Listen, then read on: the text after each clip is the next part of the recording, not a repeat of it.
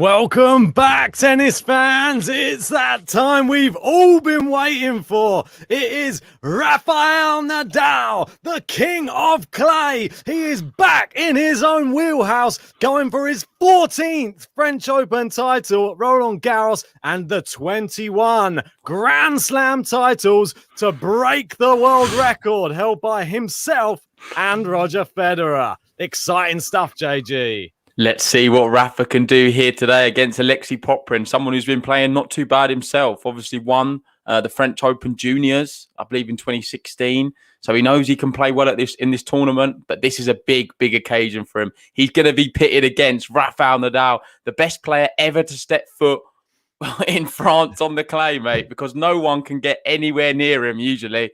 Let's see how he does in his 17th consecutive appearance at Roland Garros. It's madness, isn't it? And I was reading a statistic that said the last time he was ranked, I believe 3 in the draw, seeded number 3, he went on to win 19 consecutive sets or completed sets in that tournament to claim the title.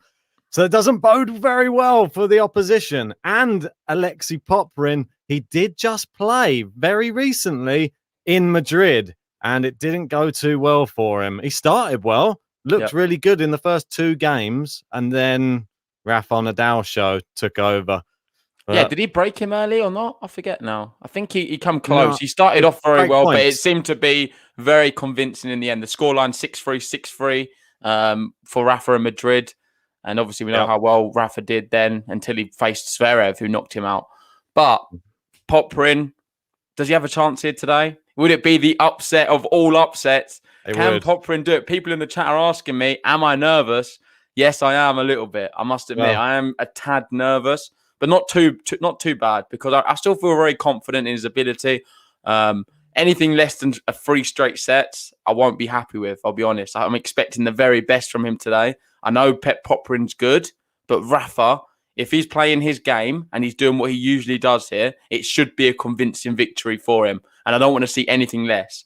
Mate, I don't want to see Popyrin winning the first set and Nadal trying to come back. My nerves will not be able to handle that here today.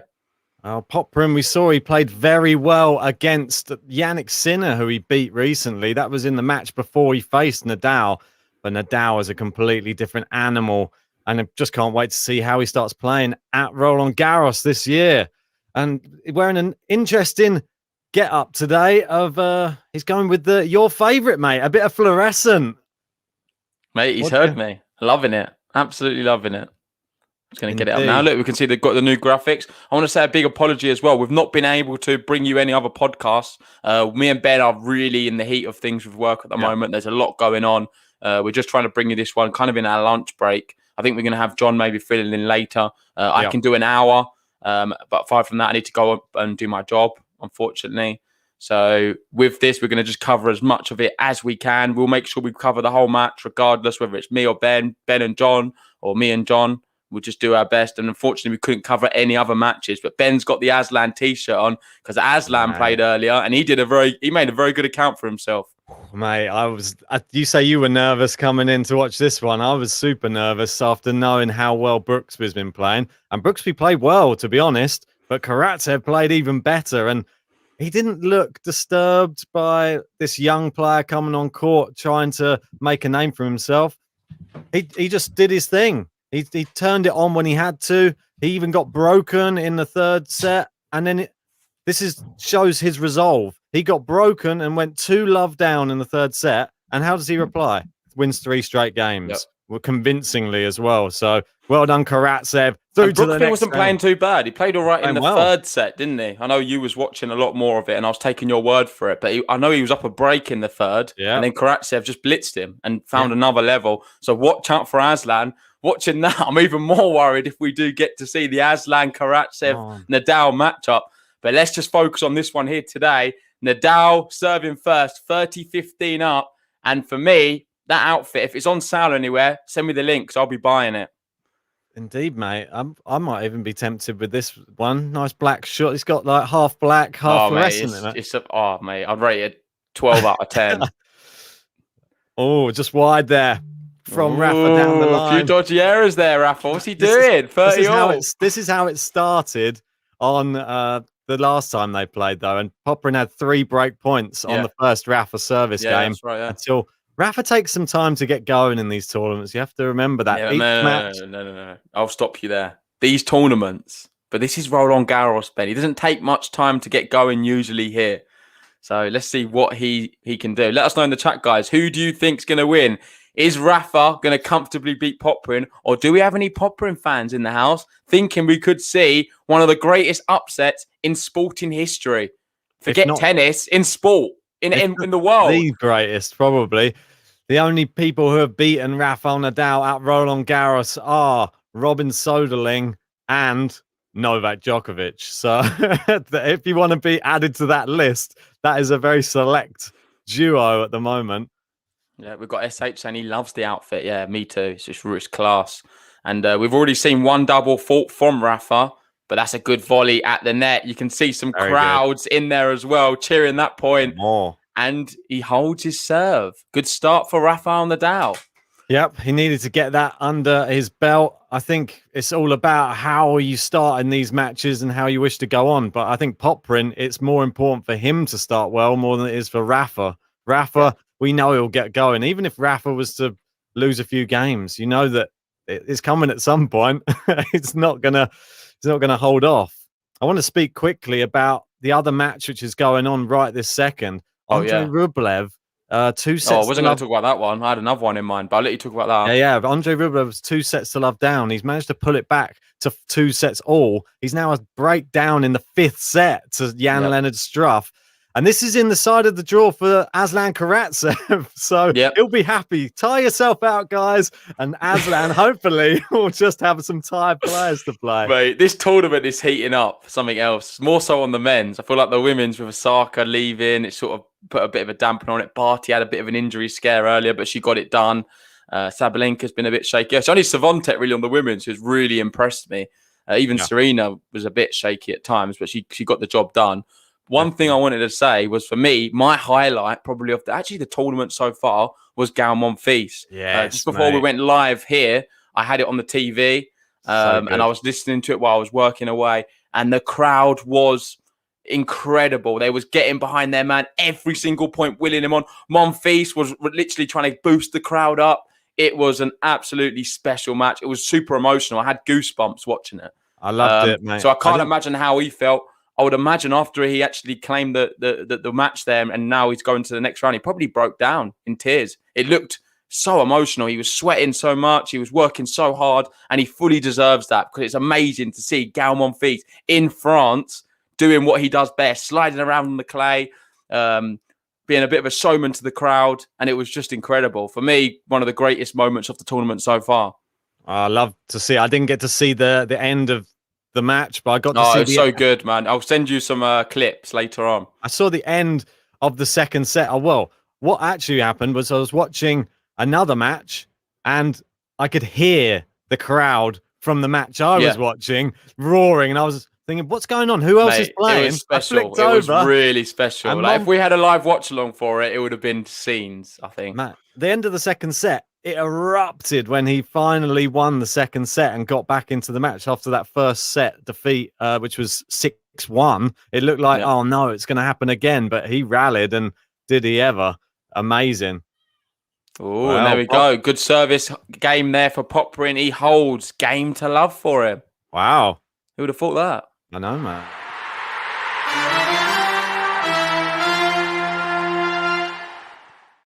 It's going to be big.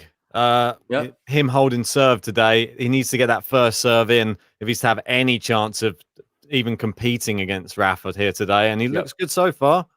I wanted to, sorry, I'll let you say, mate. I was going to say, I wanted to, before we forget, I wanted to say thanks to Kathleen, who you can see there on the top tippers. She was the winner for May. Her name will now stay there for the whole of good the idea. month. I like that. For the whole of the month. And you guys can fight it out. Look, anybody can get onto that top tippers board now and enter into the top 5. So be my guest, and you can be into the draw to win some prizes at the end of the year for all the people who win the top tippers. So thanks to you guys. Yeah, big thanks to Kathy. I'll echo what Ben said there. And it's an open book now for June. Let's see who's going to win the June top tippers. We're going to have the French Open champion crowned and a top tipper crowned this month. Nice. Double. Ben's going, Her Royal Highness, Kathy. Yeah, maybe we should change her name slightly. Exactly. And she's now up there with the prestigious Thomas Rock and Chris Smear. Sir Thomas Rock. Is Jordan in there as well? Did he manage to grab one? I don't think he's ever won one, but he's been very close a few times. I think Kathy's entered into the big 3 conversation now after that performance. Rafa whipping the ball into the Popyrin backhand. Great backhand here from Popyrin, though. Very flat backhand he's got. Popyrin is a quality player. Very good. Doesn't get enough respect. He's very unfortunate, actually. He drew Rafa first round, because I would have actually tipped him to do quite well this year. And that's why it's worrying. That's why there's a lot of Rafa fans. It's not a very nice first round matchup for Rafa. He's had a lot of easier ones over his career. This is definitely not one of the easy ones. Yeah, I'm surprised.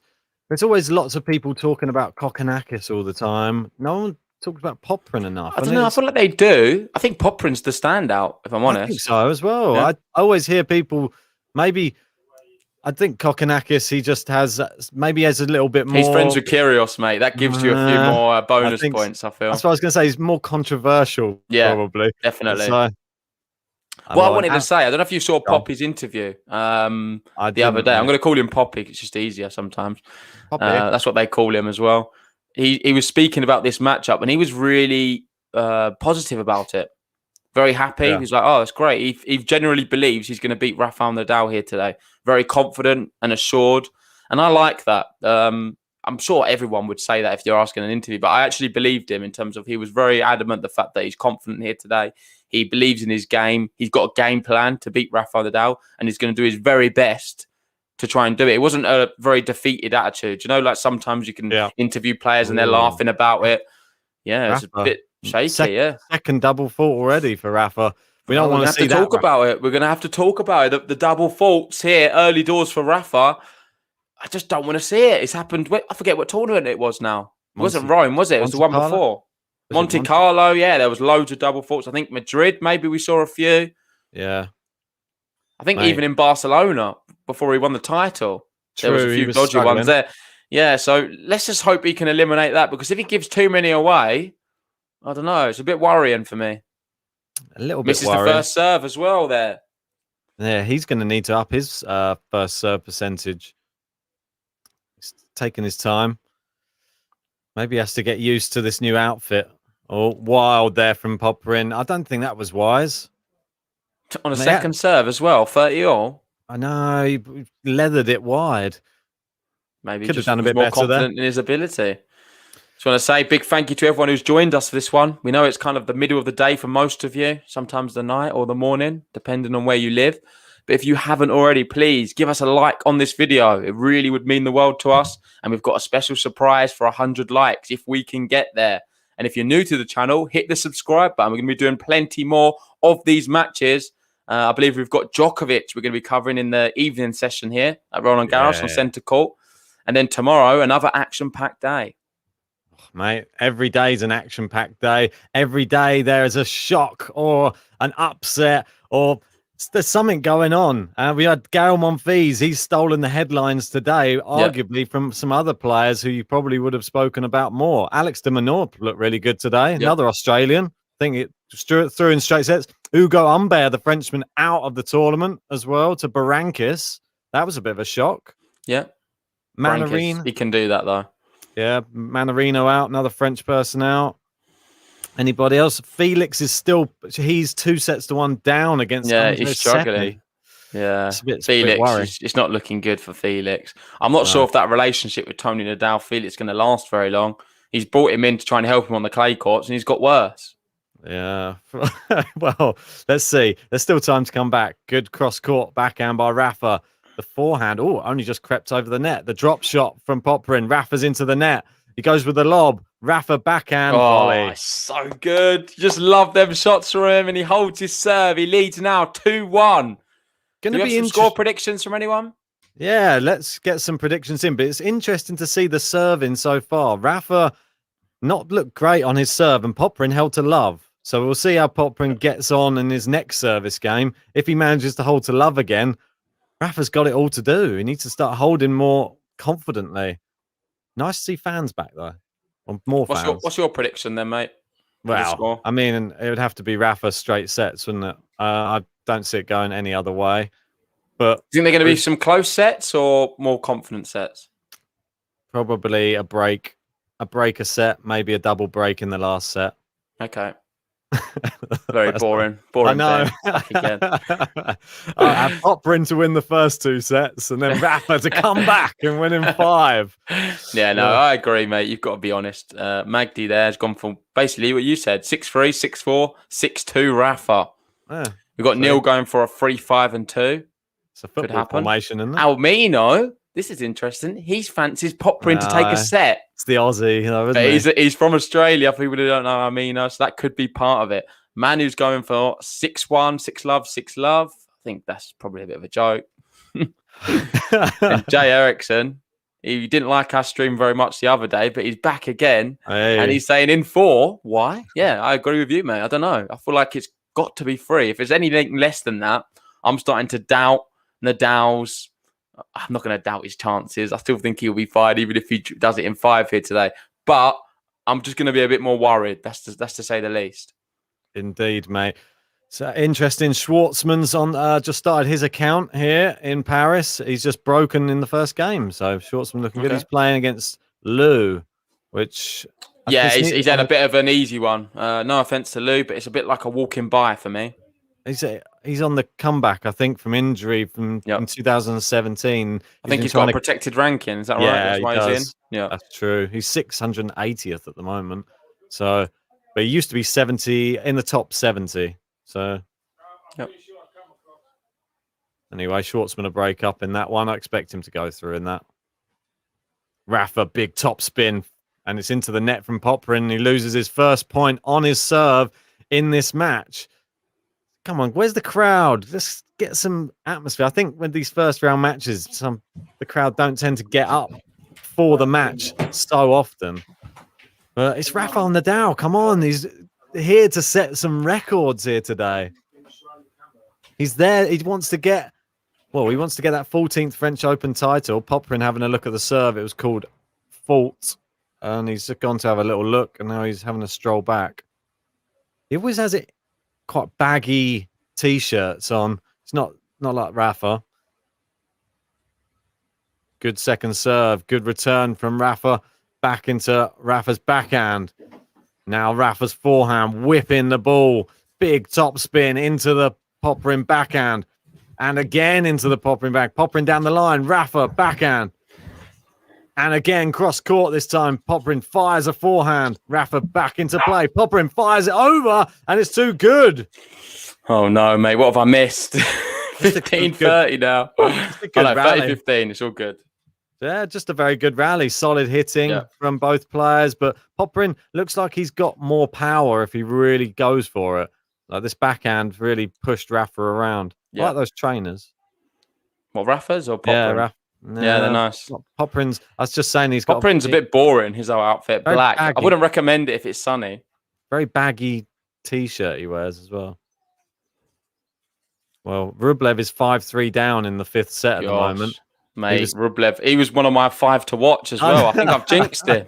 Mate, how have I managed that? I thought he would be such a safe pick. Well, he's in Karatsev's draw as well, mate. So Karatsev will be rubbing his hands together. So whoever he gets from that one, 5 sets of tennis. Ooh, good drop shot there. Rafa comes in, goes for a drop shot himself. Too good, 30-all. There we go. Come on. When he's answering drop shots with drop shots, that's the Rafa I love to see. Yeah, definitely, mate. There was some good results on the women's side today. Anne Lee completely blitzed Gasparian 6-love, 6-1. First match on clay this season, I believe. And I think we've overlooked her. I'll be honest, mate. We know how good she was. I think she was good. She did very well in the Australian Open as well. And she had some good tournaments after that. Oh, and Ben was. I think you did say that in the draw preview we did. You was like, "Oh, she's only good on hard courts." Well, I kind of agreed with you. I've not seen her on clay yet. No, I've only seen her on hard courts. I think I've said so. I don't know. It's an unknown entity for me. Ferro, I thought she was going to potentially go out earlier, but she luckily pulled it round. And Ons Jabeur knocked out Putin Saver. That was a very good result. Did you see anything of Svitolina on the centre court? She's playing the young French hopeful. It was on the TV. I saw little bits here and there, not much of the match. The quality didn't seem that high. I thought she started off very good, Svitolina, in the first set, and then sort of played into sort of the moonballing of the wild card. It's terrible moon. It was moonball central in that second set. I think she had a 5-2 lead. It was something like that, 5-2, 4-2. She was up anyway, and then she just went to pieces. Barbel. It reminded me of that song. What was it? Usually drink, usually dance, usually barbel. Do you remember that song? It's not bubble. I know. Is it? I know. Who was it by? Wiley, I think. Yeah. That song. I think that they used to use it for. They used to use it for Ryan Barbel for Liverpool. Usually pass, usually score, usually Barbel. Oh, right, yeah. I know. That's right. But anyway, she's out, so I won't be able to you're distracting me. You're distracting me from Rafa. I'm trying to watch. Juice on the Popyrin serve, and after holding to love, this is first actual look at the Popyrin serve. Oh, and there we go. Look. Ace down the tee. Didn't get much of one. Solid. We've got Liam there asking, "Do we have a new button? Is that for your song?" No, I don't think we can. It'll be copyright. Yeah. We can't be copyrighting Wiley's tracks. That's not going to do the channel any good. There's no button for Popyrin either. I just threw on the ATP. I think we had one, did we not? Did we?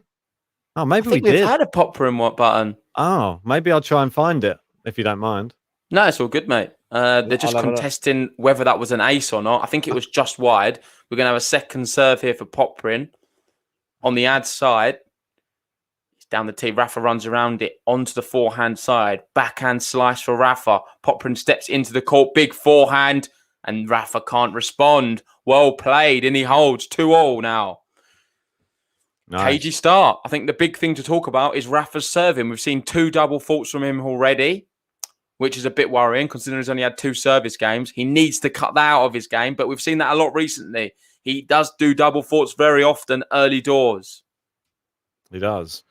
I think that he's fine, though. I don't think you want to read too much into it, mate. Yeah. It's just Rafa at the beginning of matches. I think he just takes a little bit of time to get going, adjust to the surface, adjust to his surroundings, and read you like a computer. And then once he's worked you out, it's sort of game over. What about that though? Three winners for Rafa, 4 for Popyrin so far. Don't know how long that will last. But Popyrin currently in front on the win account. Wow. Popyrin hitted more winners than Rafael Nadal at Roland Garros 2021 on centre court. Very early doors, mate. Yeah, no, just joking. 15 love. Poor return from Popyrin, just long. Sad. People are saying your camera's frozen. Ben's just uploading the button for Popyrin. Don't worry, guys. He'll be back any moment. There is one, though. I don't remember doing one for Popyrin, I don't think. That's why I didn't even properly look for it earlier because I thought we hadn't had one for him. But it's fine. Good, Just leave it. Just leave it. I was going to say I'll come out and go back in, but I don't think I can. Yeah. Otherwise, we'll lose the score. It's all good, mate. Big serve from Rafa. 30 love. I think staying in the button for too long there, it's completely killed me. There we go. We're back. I should never have told you to do it. No, sorry. Exactly. Definitely don't do that. My fault. Stick with the match. He can just have the ATP Cup button. Rafa there, better serving. 40 love on his serve now. This is more the Rafa we want to see. Yeah, mate. He's found his rhythm slightly now. Look, stop messing up those new white trainers. Worse. Do you think he'll have a new pair of trainers for every match? Yes, definitely. Do they do that? I think they do. Yeah, it must be. The white ones on the clay, they get ruined, right? Yeah, they're wrecked. What does he do with all these old trainers? Does he just give them to someone in the academy? Here you go. Here's Rafa's old trainers. Rafa's old trainers. Mate, I'd be queuing if he was giving them away. Even if he was a size smaller than me, I'd just squeeze myself into him. You'll be sniffing them, I think. That's disgusting. Mate, I'm not a creep. That'd be you with Djokovic, mate. Rafa's foot smell. Nice. There we go. Down the tee from Rafa. 3-2 now. He leads on serve. Wow. Cagey start, but the serves are getting a little bit better. And we've seen 2 aces from him now. Yes, we have. Just to cancel out them double faults. Is it button worthy though? I don't think so. Yeah, not yet, mate. Calm yourself down. It's match point Struff in the other match where it is in the 5th set against Andrei Rublev. Can he see it out? He is a 6-1 underdog today. Oh, mate, it's match point. It's match point Struff. That's what I just said. Oh, did you? Sorry, I thought you said he's serving it out. No. I say it's match point. He's serving in the 5th set. 40-30. Must be in a rally right now. I don't have coverage of that one to even give you an update. It's a shame we can't on a match point like that. It's done. Oh, no. Andrei Rublev is out of the French Open. Oh no, that's I can't believe it. What a shock that is, mate. Well, we might have to do a podcast for that later on if we have time. A little bit. We said that Struff always causes him problems. Every time he plays him, it's never an easy match, and he always drops sets. So it's happened again. That's unbelievable. I'm going to have to watch the highlights there. I've not seen any of that match, I'll be honest. I watched a tiny bit earlier when Rublev was coming back into it. And I thought, oh, yeah, it's just the comeback now. Oh, that stopped. Struff through. He will go and meet his fellow German Alex Zverev in the next round. That's exciting, isn't it? Well, he's not playing him, but they're 2 Germans through to the next round. I would be interested to see who he's playing in the next round, actually, Struff, now, after that match. Struff will be playing the winner of Bagnis Bonzi. Oh, Bagnis won earlier. So it will be Struff versus Bagnis in the next round. But Popyrin serving it. Another ace. Yeah. Wow. Down the tee. Bit of a serve bot, isn't he, Popyrin? Could he get it to the tie break? Maybe one of his best chances of a set, you'd think. 3 tie breaks? I don't know, mate. Can't get too carried away. Well, I think it's in Rafa's best interest to get a break earlier than go to the lottery of tie breaks with a big server. Mate, what do you think of this from Lewis? Bold prediction, but Medvedev-Nadal final. I think it's quite an interesting selection, to be honest. Yeah, I like it as well because Medvedev, he looks happy. And I think if he's happy, he's dangerous. The reason he's not dangerous when he's unhappy and he's complaining at the clay and hitting the floor and just all of that nonsense. But against Bublé, I know Bublé didn't play very well, but he looked very assured, I must admit. I thought he was serving well and moving well as well. So I think Tsitsipas is the one, though, for me from that side who's going to really... He's looked the most impressive by some distance. Yeah. Even Casper Ruud struggled against Benoit Paire. So it's got to be Tsitsipas as the most comfortable on that side of the draw. We checked, didn't we? And they've only played each other once on clay, and Medvedev beat Tsitsipas. Yeah, but I think Tsitsipas has come on a lot since then. That's the thing. Yeah. See, we've swapped roles now. It was you who was doing that side. Yeah. Last time. We always do that, though, don't we? I know. Devil's advocate, mate. A few aces flying in, though. 3 aces from Popyrin, 2 from Rafa. 40 love here, and it's a game to love. Well done, Popyrin. Another one for him.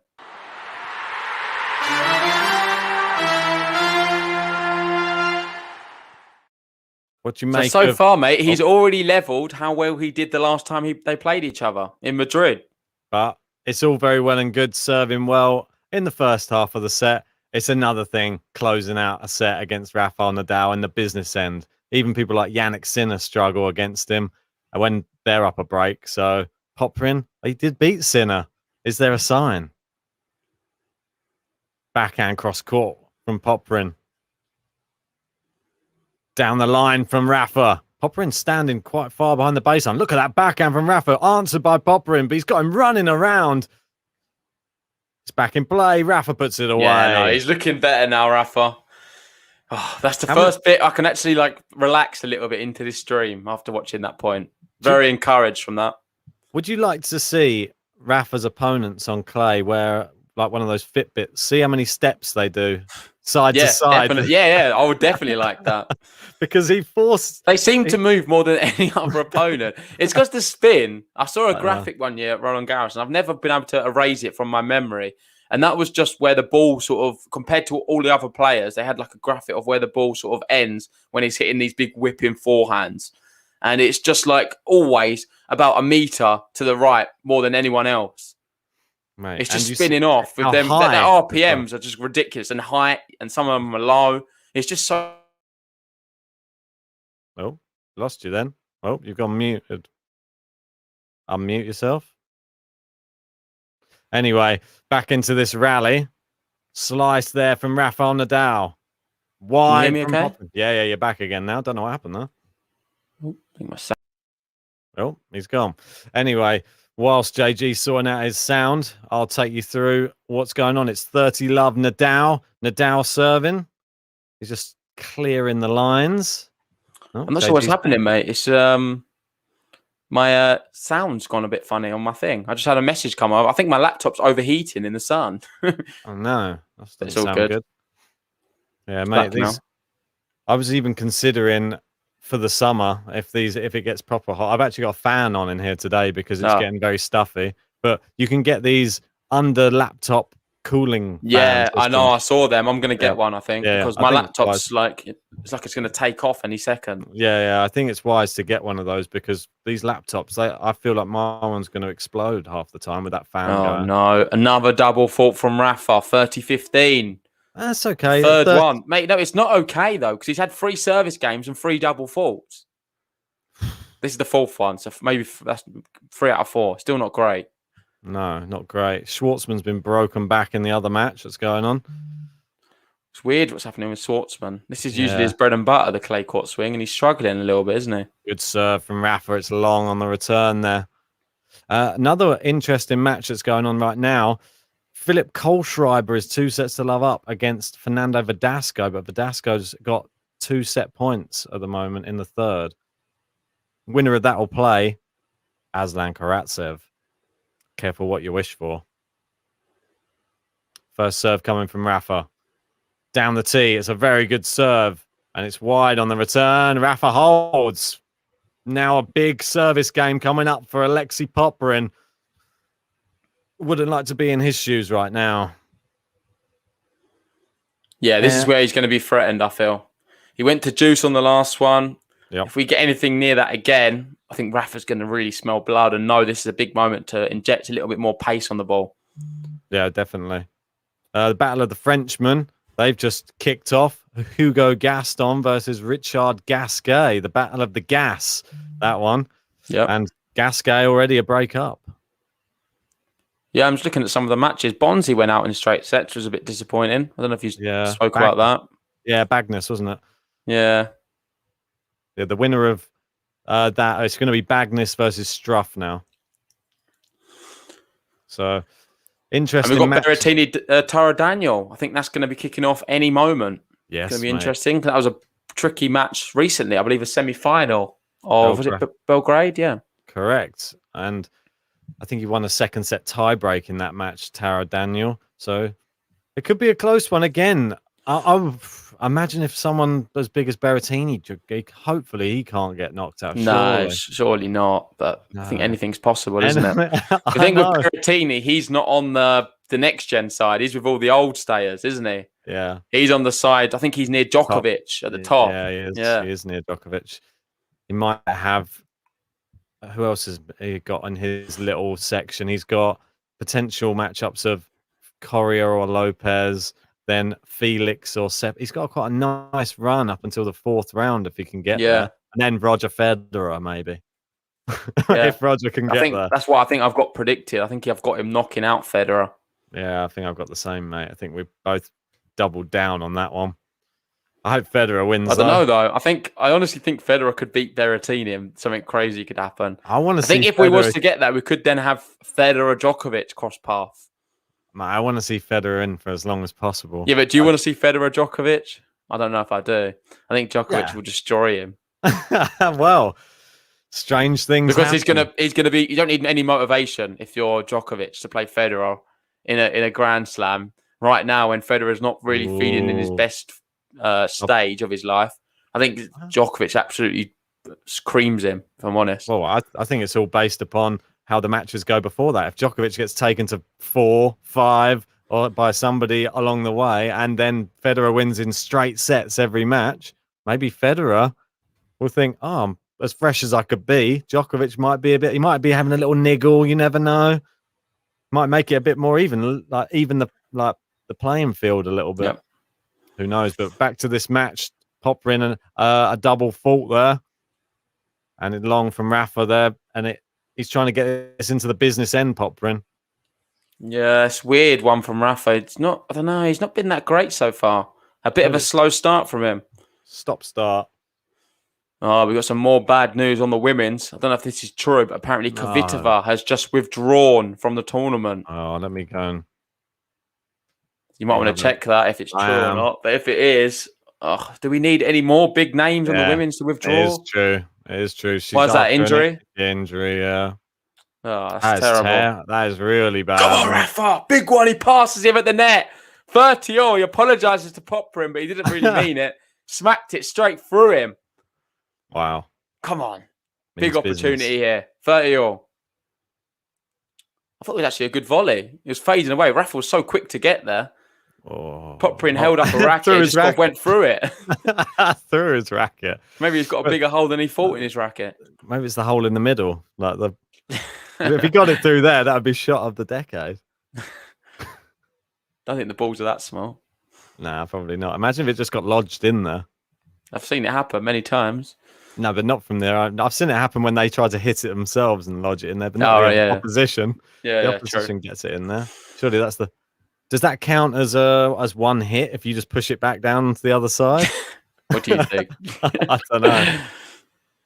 Oh, he's peppering him now. It's a smash. Rafa goes the same way. We've got break point. Come on. Is that the first break point of the match as well? I believe so. It was a poor smash, that, wasn't it? Oh, it's such a weak smash. I don't know what he was playing at. That's where he needed to go the other side. Do you know what I mean? Like, just take all the pace off the ball, go the opposite side of the court, and do like more of a drop shot. He didn't opt for it. Went straight back to Rafa, and we've got break point now. Well, yeah. Anyway, I'll speak about this after this break point. But it's just long on the first serve there from Popyrin. Second serve. Rafa, can he get his teeth into this one and really rip a nice winner past Popyrin? It's gone down the tee. Rafa runs around the backhand. Oh, it's a big shank from Popyrin. Go on, you go for the shot first.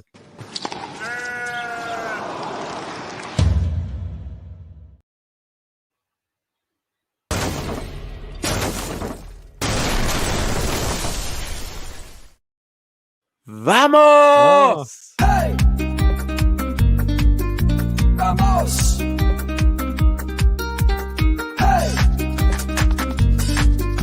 Vamos! Rafael Nadal! Unbelievable. Everyone's calling for the shank. We played the shank button. Yeah. And Rafa now serving for the first set. Just like that then. How quick can this match turn around? Rafa's not really done anything, to be fair. Popyrin just had a moment of a bad smash, set up 30-all, and he finds himself now, well, trying to stay in this first set. Yeah, I know. Mental, really. How quick it can change. I was going to bring up just before that break. Yeah. Kvitova, her statement was, during my post-match press requirements on Sunday, I fell and I hurt my ankle. Unfortunately, after an MRI and much discussion with my team, I've made the tough decision that it would be unwise to play on it.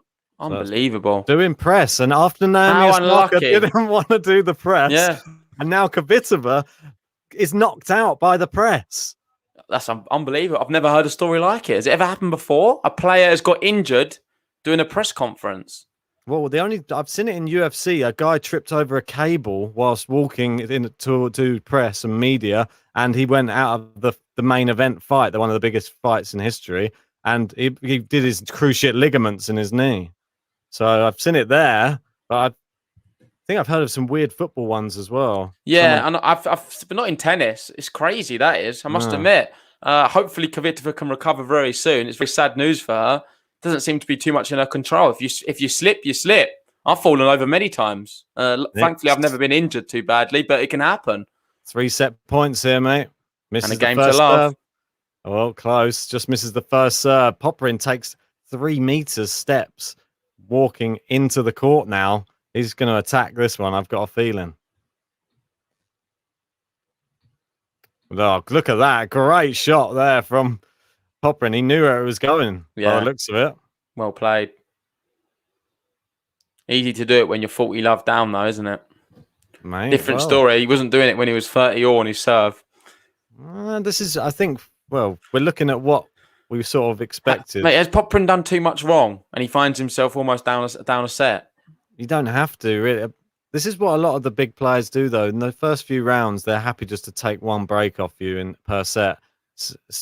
Big serve that. Has he got it back? Yes. I don't think he has. It's first set. Rafael Nadal, he consolidates the break.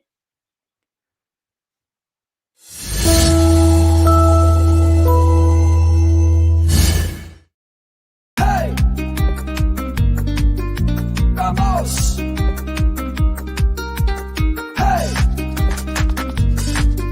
Vamos! Rafael Nadal! Unbelievable.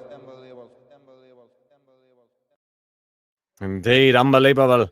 That was a very, very solid set of tennis in the end, in the business end at least, from Rafael Nadal. That's when he turns it on.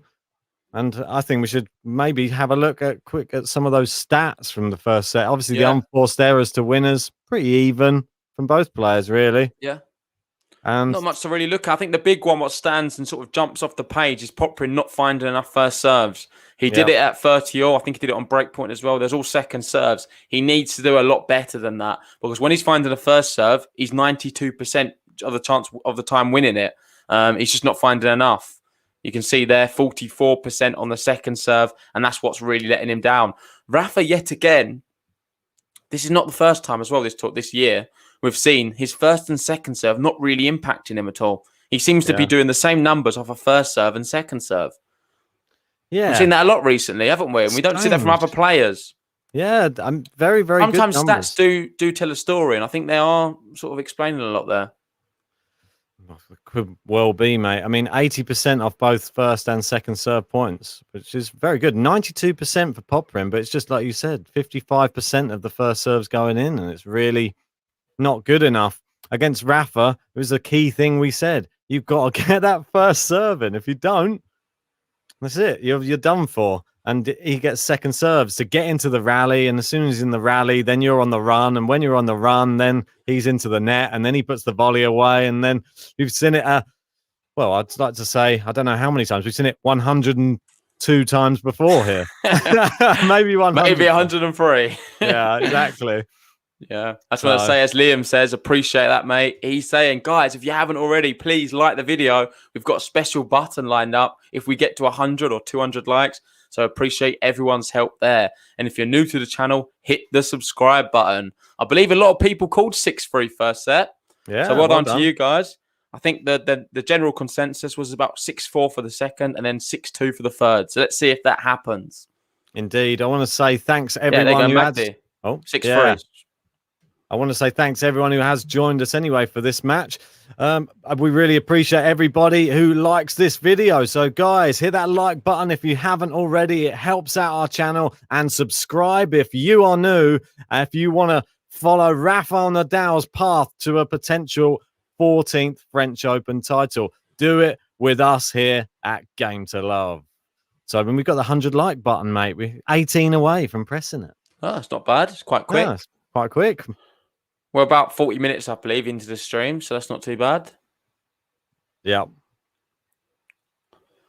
Sean going, some big players out in round one. Yeah, if we get time later on after Djokovic, maybe we'll do a roundup pod to discuss some of the big exits. Yeah, because there's some more. There's always seems to be big players going out here. Might be the year. I think we were speaking earlier on another one. It could be the year of the old guard. They seem to be doing quite well. Felix, a breakdown in the 4th set as well. Looks like he could be on the receiving end of a loss today. That's not not great for him. Berrettini, break point for him, early doors. Well, I expect Berrettini to win. If he doesn't, Schwartzman, he's got set point for 6-2. So, come on, these are the people we expect to win. If they don't win against these opposition, I'll be very surprised. Yeah.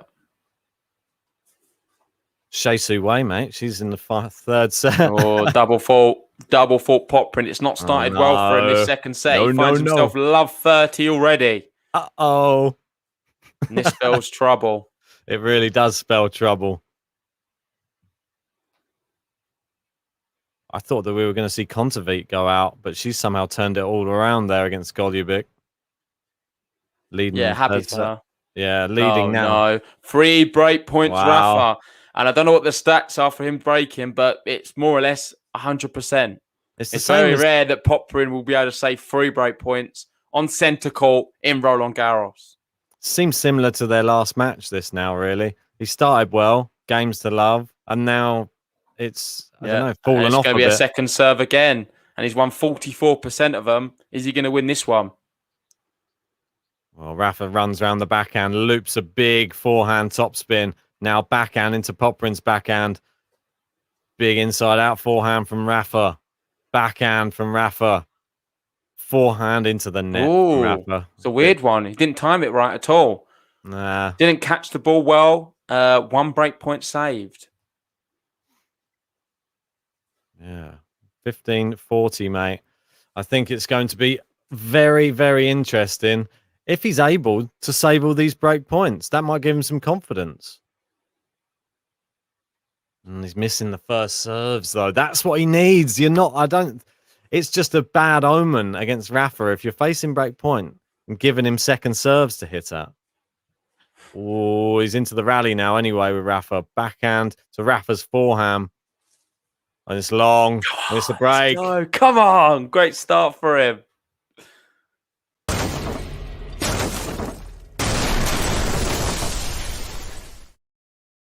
Wow. So we'll wheel it out yet again. Give me a Vamos, Fen. Go on. Vamos! Go on. Vamos! Hey! Vamos! Rafael Nadal! Unbelievable. Indeed. Rafa now a break up in the second. Is that set gone?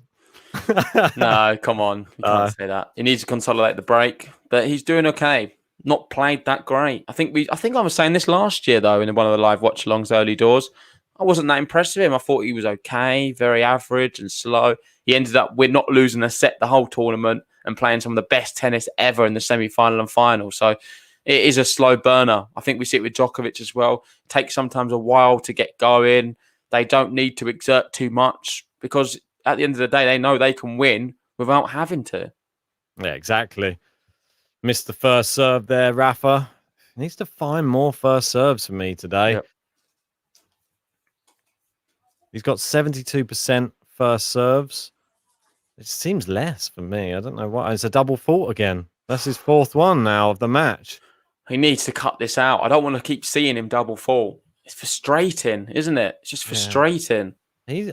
He's frustrated with himself, I think. I don't know. I don't think he knows why it's happening either. He clearly don't because he keeps doing it. If he knew what he was doing, he could work on it. But there seems to be something he needs to just change to affect what's impacting him because I think it could get in his head slightly if he keeps doing it throughout the tournament. Yeah, he needs to change up something. Is it the ball toss? Not sure. Yeah, I don't know. The thing is, he's been getting away with it because he's actually been producing some good numbers on the serve when they're coming in, when they're getting it, and he's not doing too bad. But he's giving himself so many problems when he gets. Well, he's giving away 3 points, isn't he? Now he finds himself love 30. Exactly. And giving Popyrin a bit of hope. Popyrin, he doesn't look like he's that nervous. He's got that Australian swag a bit at the back of the court. Standing about 3 meters behind the baseline. Good return there from Popyrin. Backhand down the line. Rafa on the stretch. Now inside out forehand from Popyrin. Rafa whipping it over to the Popyrin backhand. Now the Popyrin forehand. Now down to the Popyrin backhand again. Popyrin just staying in this rally, but big winner. Come on, Rafa. big winner. Huge. He's not even hit double digits yet for winners. No. I want to see more of them. It's not been the most exciting match by any means. Oh, he's hit double digits for not double faults, for unforced errors. I hope he doesn't get there for double faults. Oh, together they're not doing too bad at that. No. 6. Interesting to see how this match is playing out. Almenio there saying Australia swag, I'll take it. You You never say British swag, do you? Do we not have any swag? Well, you see our players what swag have we got? Dan Evans has a little bit. He's a little bit. Conta. Conta swag, no. Heather Watson swag. I don't know. Not really, no. We've got more like comedic value, I think. The British players. Like Kyle Edmund swag. No, more bottlers, I think. You got Liam there saying he's looked away for a moment. Has Nadal already broken? Lol. Yeah, he has. Lol. Is he really laughing out loud, or is it just one of them lols you put at the end? That's what I want to know. Yeah, I don't think he's laughing. Well, Rafa's laughing right now. 30 all. He's got a first serve again. Let on that first serve. Got lucky.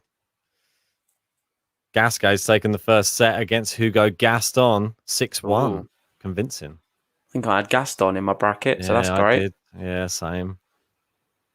And Seppi serving for the match against Felix now. Come on, unforced error from Popyrin, 40-30 now. Chance to consolidate. You've got Magdi there saying, JG's lol. He's just a real lol. It is. It really is. Oh, Liam's cracking up. He's not even... Brilliant stuff. Rafa serving. Looking to consolidate the early break in this second set. Into the net, though, with another first serve there. Crowd. I think the most impressive player I've seen so far this tournament's probably been Iga Swiatek. Yeah, I think she started really well, didn't she? Yeah, Kai Juvan came back, though, in that one. It was quite impressive. Oh, yeah. Second serve. What's happening? But wait, it was still straight sets, was it not? Yeah, but it was close. Yeah, it's true. I've not seen anybody who's just completely... Probably Anne Lee. Anne Lee, yeah. Anne Lee. She's the only one who's... she's the only one who's wiped the court with somebody. Karatsev. I like. He did kind of wipe the court with Brooksby today. Let's be honest. He was hitting the ball very well, Karatsev. It didn't. I think watching him on hard court and watching him on clay is completely different because he sort of resets every time the ball comes back over, and he takes his time, takes a second, places it every time rather than. And it's more dangerous. His shots are horrible. Brooksby was running around. Luckily, he wasn't moaning as normal. I think he was scared of Karatsev, what he might do if he started moaning. Yeah, I agree. We've got here they're saying 10k by the end of the French Open. Yeah, well, it's a great target for us. We're approaching 10k on the subscriber count. It's going to be a big ask, but with you guys, anything's possible. So if you haven't already, please hit the subscribe button, like this video, Popyrin here, break point to get back on serve in the second set. Good little shot that. Nice forehand from him. Yeah, indeed. He timed it. Come to the net nice in a good timing. Come on. It's a break point here. Big opportunity for the young Australian. Oh, it's another bad serve here from Rafa, and it's a second serve to look out for Popyrin. He's been stepping in on a lot of them. Is he going to do the same here? Does he have the bottle? I think he will, personally. Yeah, he's got to, I think. Got to take this opportunity. Don't know when you get another one. Oh, good second serve. Back into play, though, from Popyrin. Plays it into the Rafa backhand. Popyrin inside out forehand, pushing Rafa back. And he's hit it long. Popyrin went for it, though. Oh, he's going to be disappointed. He had all the court to go into there, and he just missed it. I'm over the moon, though. Breakpoint save. Rafa is back to juice. I think we're going to be having John join us very soon. That's been nice. Indeed. That'd be very nice. John helped us out yesterday, jumping in for a little bit. Big Rafa fan as well. Massive Rafa fan. Germany's biggest Rafa fan, I heard. Down the line from Rafa, cross-court backhand to Rafa's forehand. Into the middle of the court, Rafa steps in. Down the line with the backhands again. Neither player really playing it deep. They're all playing around the service line at the moment. Who's going to go for the big baseline shots? Neither player staying in the race. Rafa there extends the reach of Popyrin. It's long from Popyrin. That's long. Really well played. Pushing him around. Second time we've seen that the whole match, if I'm honest. A long rally where he's really dictating the point and making Popyrin run for it and work hard. He did well to keep it in the court. Just really overexerted in the last one. Went slightly long. Definitely, mate. Advantage Nadal. Now he's trying to consolidate the break again. 7 minutes on the clock for this game. Yeah, it's been a really long game. Very long. Almino saying, John and JG together. It's up to you, Ben, to be unbiased. No, I think it's going to be Ben. I'm going to have to head off because I've got some work I need to attend to, unfortunately. And there we go. Rafa consolidates the break. I can't find it. There we go.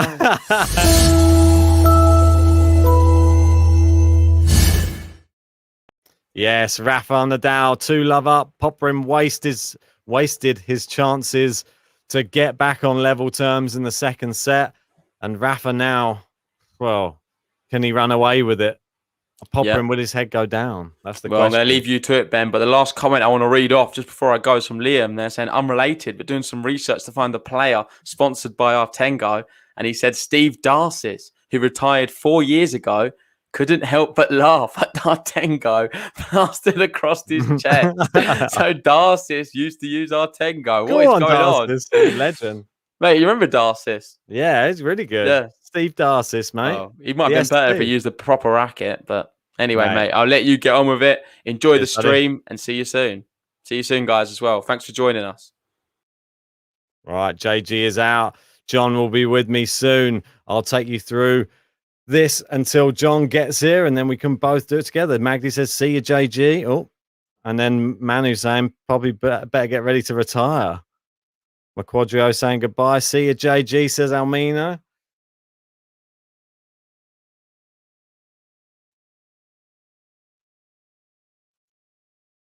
Oh, good shot there from Popyrin. He comes into the net. Rafa curls it down the line, and the winner from Rafa on the Nadal there. That's more the Rafa we're used to seeing. Whipping the ball, curling it round the corner. That's a typical Rafa on the Nadal shot that we all know and love. Manu saying Artengo, loser's favourite stuff. Liam says beating Rafa with an Artengo is like beating a snooker player with a tennis racket.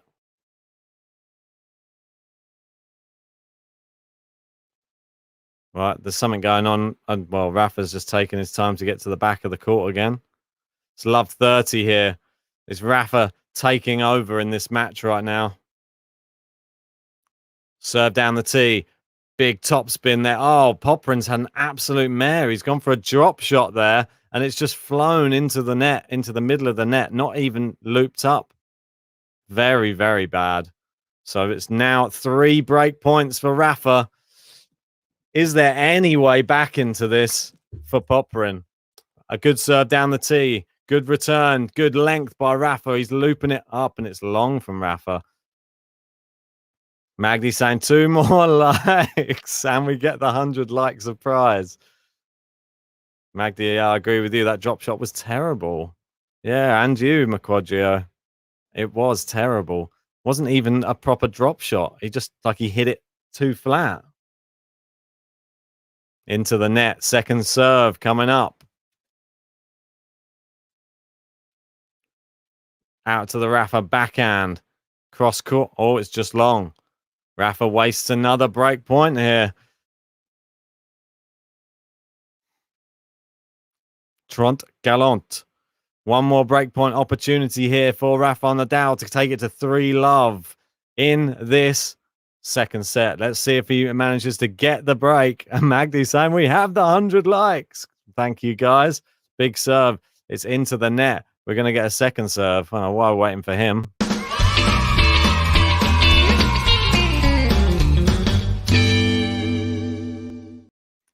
Cheers, guys. Thanks, everybody who just liked the video. Really do appreciate everybody. Helps us rise through those YouTube rankings. It's long, and Rafael Nadal has broken.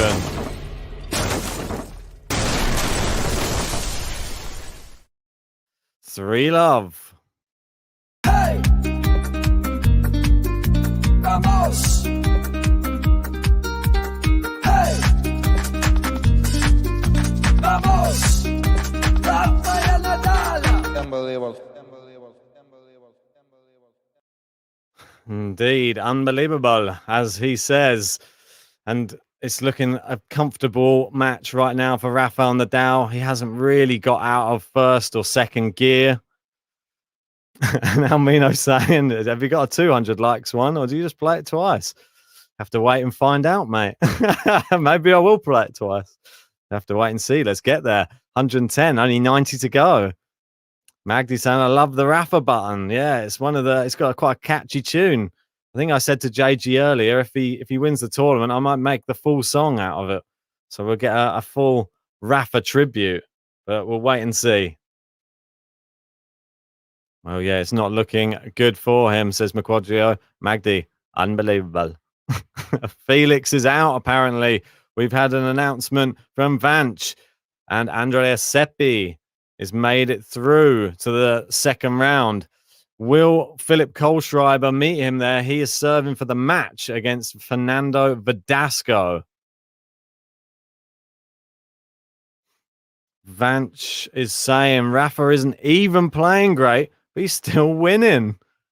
How often have we seen this from all the big players, not just Rafa, Djokovic as well, Federer? They can win at a canter. You can't give them the opportunities. Rafa just topping up his tan, if anything, on court today. Good first serve. It's long from the return, and it's 15-love. Give us your predictions for the rest of the match, guys. Want to hear what you think is going to happen. Do you think this is just going to be straight sets? Does Popyrin have any way back into this? I'm not so sure if he does. Kieran saying, is there any live match link? Yeah, try not to spam the chat. If you join in the Discord, there might be somebody in there showing it. So it's in a link in the description below, mate. I'll pop a little link in there for you, and then you can have a little look. Just bear with me 1 second.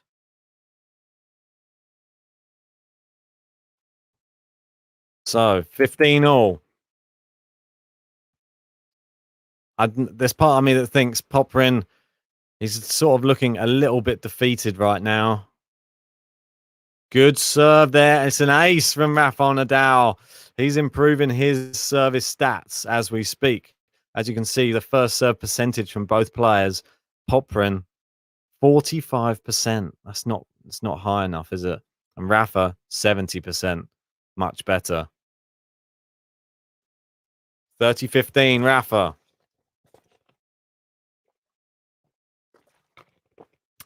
Serve, great serve out wide. Plays it into the open court. An amazing shot there from Rafael Nadal.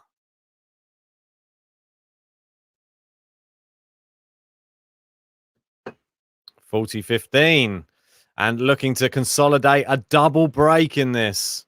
We got Ruth in saying, sad for Rublev. Yeah, it is sad. Sad to see him crash out in the first round.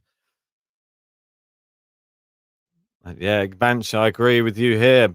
What happens to every opponent of Rafa RG? Their spirit goes down. I think he sucks the life out of them, doesn't he? Once you've been broken once, you know it can happen again, and Rafa knows he can do it to you. You've got to try and hold off that first break. Oh, Rafa, terrible smash. What was he doing there?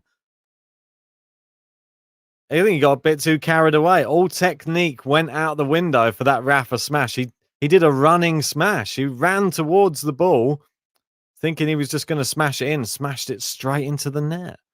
Almina saying, crap smash, that was. Yeah, I agree. Really wasn't the best. Far from the best. Good serve. Good return. Big forehand down the line. Nadal's whipped it back into play. He's whipping a forehand to Popyrin, and Popyrin just hits it into the net. And we've got a consolidated break.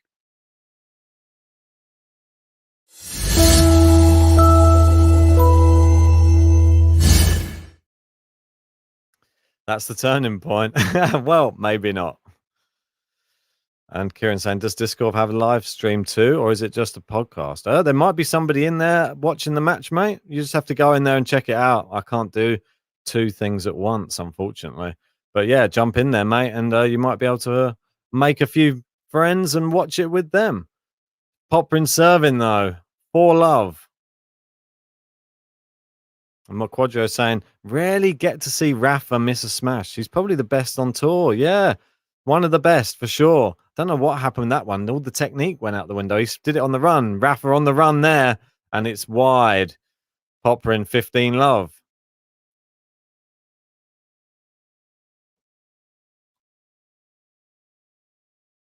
John Silk might be joining us in a minute. Good to see him. Joined us for Federer yesterday. Joining us for Nadal today. He's just a advocate for the big three. Into the net from Popyrin there. And it's 15 all. Are we going to see a bagel in this match? Sure, there you go. Just as I said it, Jay Erickson is in. Says bagel is possible. Maybe I need to make that. Maybe I need to make that bagel button. I haven't made it yet. I think we've got so many buttons. It takes me a long time to find the one I want these days. I need to get a bigger monitor, I think. Running off a laptop screen. 30-15 Popyrin. And in the other match at the moment, Federico Correa has taken the first set against Feliciano Lopez. And Lopez is now a break up in the second set. Kohlschreiber failed to serve out for the match, and Verdasco broke or got one break back. It's now 5-3 in the fourth set there. Schwartzman up a break in the second, up a set to love. And Gasquet on serve in the second after winning the first set 6-1. And there will be no bagel as Popyrin has held his serve. Oh, I just realized I'm only repping one flag. There you go. I had that prepared just in case JG departed the stream. Now we've got the Aussie and España. And I can announce that Berrettini, talking of bagels, he served up the bagel and he has bageled Taro Daniel in that first set. I wonder why they called it a bagel and not a donut. Donuts have a hole in the middle. Well, I suppose all bagels have a hole in the middle, whereas not all donuts do. Yeah, Alex saying Popyrin might grab the breadstick. He might do. Ruth saying nice flag. Yeah, well, a bit of a multicultural flag, isn't it? So it's shown a few people in the crowd there. They've got their own special face masks that are made up for the country. They had a Dutch one on. So that's quite interesting. Know where the people are from just from their face masks these days.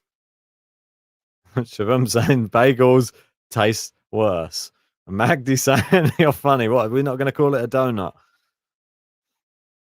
And Vance saying that because the bagel is more sophisticated. Oh, and tennis is very sophisticated sport, as we know. And it's looking like it's going to be a swan instead. I don't know if any other channel uses this phrase. I know that we sort of started saying it, or somebody started saying it in the live chat at some point during the stream. But yeah, the swan, I like it. The swan, it is. What would it be for a 3, though? I don't know if we can keep going all the way up. Good forehand here from Rafa, inside out. Then the drop shot is exquisite from the Spaniard. The bull, El Toro, Rafael Nadal. And Shavam saying, how did Ben manage to sound even more British? Yeah, exactly right. And we've got Randir in saying, hey, Ben, how are you doing? I'm doing good, buddy. How are you doing? Great to have you in. Great to have all of you in. 240 of you.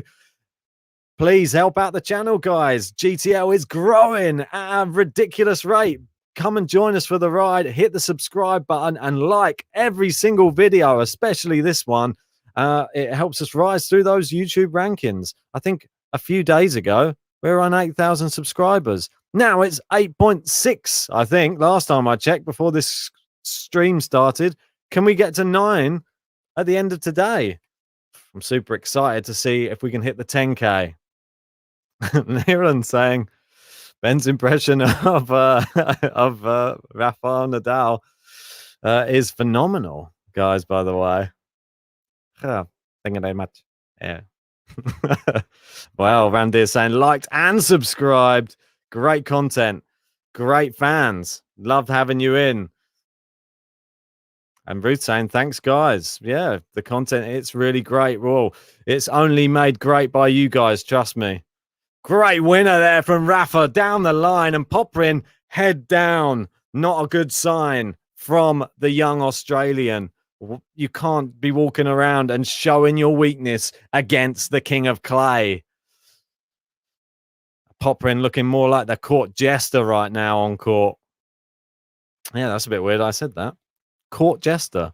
Maybe that's right. Maybe that is the thing that we need. Oh, and it's an ace from Rafael Nadal, and it is game to love.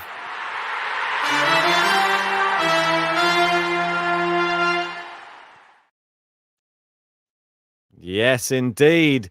And Vance saying maybe it's 6-3 croissant. Ah, possible. We're in France, so maybe a croissant. Possible. Yeah, possible. Oh. My French friend is going to probably be disgusted with my French accent. Let me just, I'm going to let John Silk in just a second. Bear with me, John. I know that you're waiting for me to do something, and I will do it for you in a second. 2 ticks. Kanzazillo. It's 5-1 Rafa Nadal. Breadstick incoming, or baguette, as they say in France. Right, into the net, that one. And we will let John Silk into the stream. Oh, here he is. How you doing, John? Not bad, not bad. What do you think of the old headband? Nice, mate. Nice. Really, really repping it. I think it's more Rublev than Rafa, though. Oh, no, mate. Let's not talk about Rublev. I know. After what happened earlier on today. I know. I think it's the story of the day so far. I think so. Either that or Petra Kvitova withdrawing after tripping over at a press conference. Oh, that's news to me. Yeah, she tripped over whilst doing press, and now she's out of the tournament. What is going on with these press conferences? I know, mate. Naomi Osaka warned her. She warned her not to do it. She did, yeah, to be fair. Oh, okay. I didn't know that. I mean, that is, yeah, that is a story of the day. Definitely That is is, a story mate. of the day. Oh. All right, just bear with us, guys. I'm just trying to sort something out for Mr. Silk, and then I will be right back with you. So I'll just fill in with a bit of commentary in the meantime. Yeah, thanks, so buddy. Rafa's 5-2 up, no breakstick incoming, and yeah, he's serving for the 7th of the set now. Yeah, and it's going to be a swan only. There's no breadsticks for Popyrin yet. There's still time though in this match, I'm sure, for him to. Oh yeah, for him to get a breadstick. I'm sure Rafa would happily give him one. So I was watching. I was across the Struff match earlier against Rublev, and yeah, wow, I did not see that coming. Yeah, mate, very, very impressive. He's a bogey player, as we know, for Andre Rublev. Not so much in defeating him, always taking sets off him. This time he's gone one better. He's defeated Andre Rublev on clay as well. I do think for the top seeds, the top players, Struff is the kind of person you probably don't want to be coming up against in the first round. Definitely. I mean, he's a clay court player. You know, he's outside the top 32, but he's in that kind of area where if he goes on a run of victories, you know, he could be pushing top 30. So he is a dangerous player on his day and on this surface too. So he's not ideal in terms of a first round opponent, but I still thought Rublev would come through, particularly when he got it back to 2 sets all. Oh, definitely, mate. It was just one of the shocks so far. And especially, like you said, when you come back from 2 sets to love, you normally think that the tide has turned, but unfortunately for him, it didn't. It turned back again against him, and unfortunately crashed out. And he now joins the likes of Dominic Thiem on the not the bus out of here, plane out of here. I don't know how they get out of there. Yeah, it depends, I guess, where they live. Maybe Austria is not so far away, but perhaps Russia is a bit further. So we've got Love all here and Love 15 now, Popyrin, sorry. Indeed. The other result I think that stood out for me today was Felix going out in the first round. The whole Felix, Rafa's uncle thing really just not coming to fruition, if you like. Not at all, is it? It's a bit disappointing as well. At the moment, we've got a match on. Probably somebody is being shown over there in Germany. Kohlschreiber's trying to get it done at I think this is the third time of asking. He's trying to serve out the match, and he's now on juice again at 5-4. I'm not sure what's happening to him. He can't close out the match against the old Spanish guy. But as I speak, match point for Kohlschreiber. Yeah, well, see if the nerves are getting to him. Oh, we see he's got the old Karatsev t-shirt on. Nice. Yeah, mate, don't you worry. He had a good match earlier today, Aslan. Very, very impressive. Knocked out the very hotly touted Jensen Brooksby, who played really well, but Karatsev, he was next level. I mean, that quarter, I think it is a quarter, or that sector of the draw is really pretty tricky. I mean, I saw there's some quite big hitters in there. I mean, all potential semi-finalists or finalists. Oh, that's a lovely return there from Popyrin, by the way. Really good. Yeah, and so there's some good in that sector. You've got Karatsev, you've got Schwartzman. I think Rublev was actually in that sector, so I think he's gone now. So that sort of helps Karatsev a little bit, albeit that he's got quite a good recent record against Rublev. Anyway, Love 30 here, Popyrin. Oh, yeah, Love 30. This is just as I think we were helping him out by not talking about it. As soon as we go back, he fires a backhand wide of the court. You are on Popyrin's side today, aren't you, really? I mean, you'd like him to get a set off Rafa anyway. Hey, nah, my bracket, I've said at the beginning of the tournament and doing our draw previews, when it comes to tennis and tennis history, I want to be there to say I was here when I saw this person break the world record and do that. So I love records, mate. I'm all about records. But breaking a record, really, I mean, in a way, Popyrin winning today, I mean, it's not, I don't think it's going to happen. I mean, but Popyrin winning today would be a record in itself, in a way. I mean, he's only lost twice here in Roland Garros in his entire career, Rafa Nadal. So, well, exactly. I mean, this would, I think Popyrin winning today, I'm going to stick my head out. If he won today from a set, basically 2 sets down, would probably be the biggest shock in tennis history. Yeah, I don't see it, mate. I think if he was able to do that, then he could beat anybody here, but I can't see him coming back against Rafa. And he's doing all right at the moment. He's sort of had a mini resurgence here, but when you're already 5-2 down, it's a bit too little too late for me. And there you go. It's set point for Rafael Nadal. Yeah.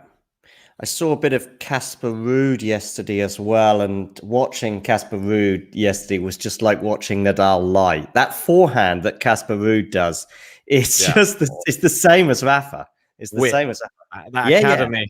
It's that academy, exactly. mate. Yeah. Rafa Academy.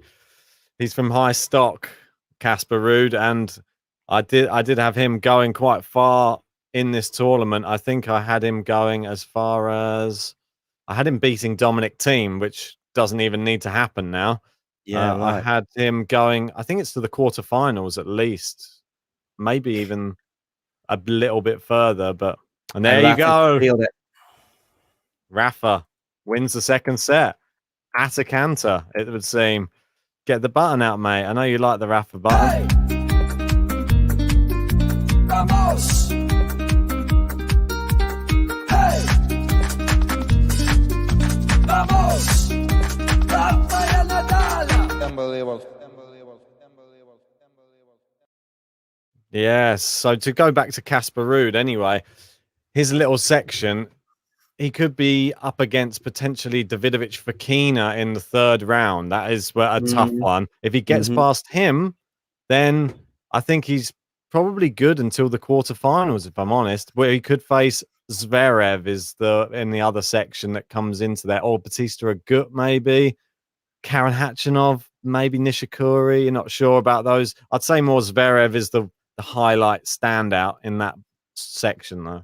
Yeah. So in the top half, Rublev was in the top half, right? And he's gone now, I think. So yes, that sort of eases up a little bit in terms of the top half. Because I was saying yesterday, it was looking rather top heavy in terms of, oh, that's a nice shot from Rafa there down the line to go love 15 up in the beginning of this set. I mean, an early break for Rafa, and well, it's get the cigars out, I think. Indeed, mate. So yeah, I was saying yesterday that it was a bit. I was looking at the draw, thinking, well, once Thiem had gone out, I was thinking, well, that's Tsitsipas almost in the final already. Yeah, I mean, in terms of the top heaviness, anyway. I mean, you have obviously the three, big guys in one half. Rafa, they're getting So that was the end of the. Sorry, that's the end of the end of the second set there. Anyway, so I mean, you've got the big hitters there with Rafa, Djokovic, and Federer, of course, in one half, along with previously Rublev and Sinner as well. I mean, he's a dark horse, I guess. Yeah. All in one half for the draw, and the other half was one of the big hitters. Thiem had gone, and I was starting to think, wow, this is really opening up for Tsitsipas. But Casper Ruud is there; he'd be tricky. Who else do you think in that other half of the draw would pose a threat? Maybe, or Garin? Garin, maybe. Yeah, I mean, I think you could see Garin taking a set off Tsitsipas, but can you really see him beating him? I think it's up to really whether Medvedev turns up and plays well on these clay courts. He looks comfortable against Bublik. Bublik looked terrible. I don't know how many unforced errors it was. It was after one set, it was about 28. So I think it kept going. He had a small resurgence in the third set where he won a couple of games and broke, but then he just lost 4 games in a row to lose the match. Terrible. And was doing stupid things as well. Serving second serve attempts at aces on break points and things. Just idiotic. Yeah. So I don't have time. I had him beating Medvedev if he played normally. I don't have time for people like that. I don't want to watch tennis where people give up and are playing as if they've lost already. Well, talking of players like that, Benoit Paire won a set. I know. Wow.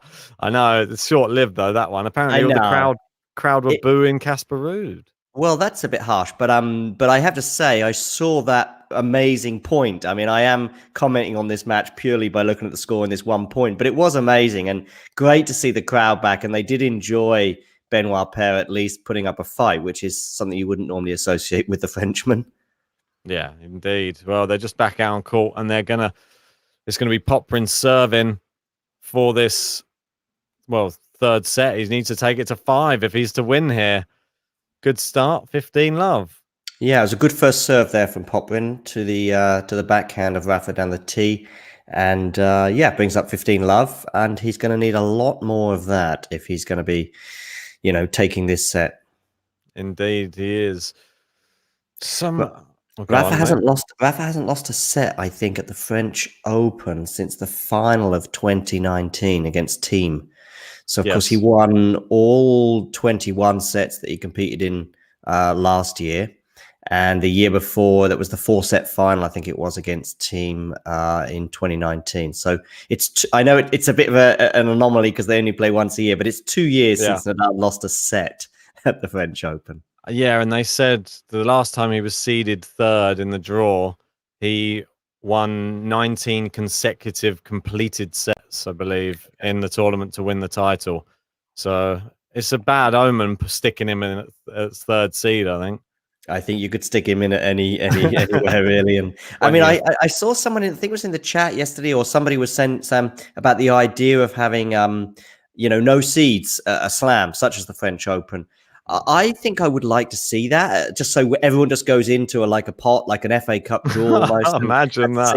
Yeah. Now, I would like to see that, but probably not at a slam. I think we could do that, in Miami or in Montreal or maybe even Indian Wells. I think that would really make one of those tournaments sort of a bit different. I think we can keep the slams as they are, 5 sets, etc. Can you imagine that? Djokovic, I know. Djokovic Nadal first round. Yeah. But I tell you what, everyone will be tuning in for the draw. Oh yeah, for sure. The draw will be huge then. Yeah. It's pretty big as it is, but if you didn't know who you were going to get, it's crazy. It's like when you get the third round of the FA Cup and all the big boys go in. I think the draw is significant, and I think Nadal's draw last year was favourable and gave him a chance to ease his way in, particularly having only played 2 matches or 3 matches prior to the French Open after the break, because of course he didn't go to the North American swing. So I think that was favourable for him last year. But I think the big thing really in the sort of 2010 to 2020 or 2019 era was basically you had these 3 guys, Djokovic, Rafa and Federer, and really you have one of them would be in the side with one, if you like, or both, like such as Nadal was in 2019 at Wimbledon. For Nadal to win Wimbledon, you knew that he was going to have to beat Federer and Djokovic. Djokovic was on the other side of the draw and didn't have to play either of them until the final. And I do think that that did play a part for a few years.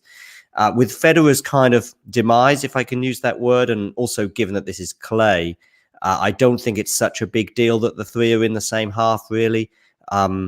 So, yeah, but nevertheless, it's still been an interesting draw. And Nadal, Sinner, maybe 4th round. Could be a big one. Yeah, it could be. We'll wait and see. I just want to go back to the match. Popyrin, he's just held his serve. He had some good shots there in the first game of the 3rd set. He's hitting the ball well. He's hitting the ball a bit more carefree. I mean, he's able to do this up until the point where he smashes the ball wide when he gets in the business end. Excuse me 1 second, mate. I'm just going to... there's a guy with a lawnmower outside doing the lawn. I'm just going to go and close the window. I'll take over some commentary. So, Rafa Nadal, second serve, love all. Goes down the tee and runs around for the forehand on the backhand of Popyrin. Forehand now, Rafa. Is he going to win the point? Yes, he should do. Yeah, done. 15 love. Actually, Popyrin there on the second serve decided to run around his backhand and go for the forehand there, but ultimately didn't pay off, and Rafa won the point comfortably. You got your lawnmower, Ben? Nah, mate, it's not my lawnmower. It's somebody else. Oh, right. A bit noisy. Yeah. Tell him can he wait until the end of this set? They never do. He's always wearing like these big headphones when he's going around mowing. I know. There's no way he'll hear me. You never get that on the BBC commentary. That's why they come the game to love. Yeah, that's it. You get a lawnmower going across the stream. Winner down the line from Rafael Nadal. That's incredible. Yeah, nice. But that's one of Nadal's favourite shots, really, in a way. So, that was lined up nicely. What do you think about? We often have a quick comment on the old gear. I'm sure you may well have already brought it up. What do you think about Rafa's sort of? Is that turquoise? Would you call it something similar? Certainly flash green. Yeah, I would go with fluorescent greeny yellow. I would say more yellow, fluorescent yellow. Let's say It's more like a tennis ball color. So what do you think? I quite like it. I think it's got the nice mix of what myself and JG both like. He prefers fluorescent. I prefer more neutral or darker, like black shorts or something. So he's got nice black shorts. I like his trainers. The fluorescent thing, it's more. I like the fact it's got the rim of the neck is all in black. It's all nicely color coordinated. It's I think it goes well with the clay as well. I think that combo with the clay works quite well. Anyway, 40 love, Nadal. Back to the tennis. He's gone long there on the first serve. Yeah, Popyrin's one, not so keen on. It's just a bit boring. Yeah, he's got the old baseball cap look, which is something that Rafa rocks in practice. That's a nice one there. 1-2, classic 1-2 from Rafa. And for those of you that aren't watching, I mean, I can almost paint that for you because that's a shot we've seen from Rafa for millions of times over the last 15 years, where puts in a decent serve, comes up 1-2, bang, done, game finished, and game to love. Game to love, mate. Yeah.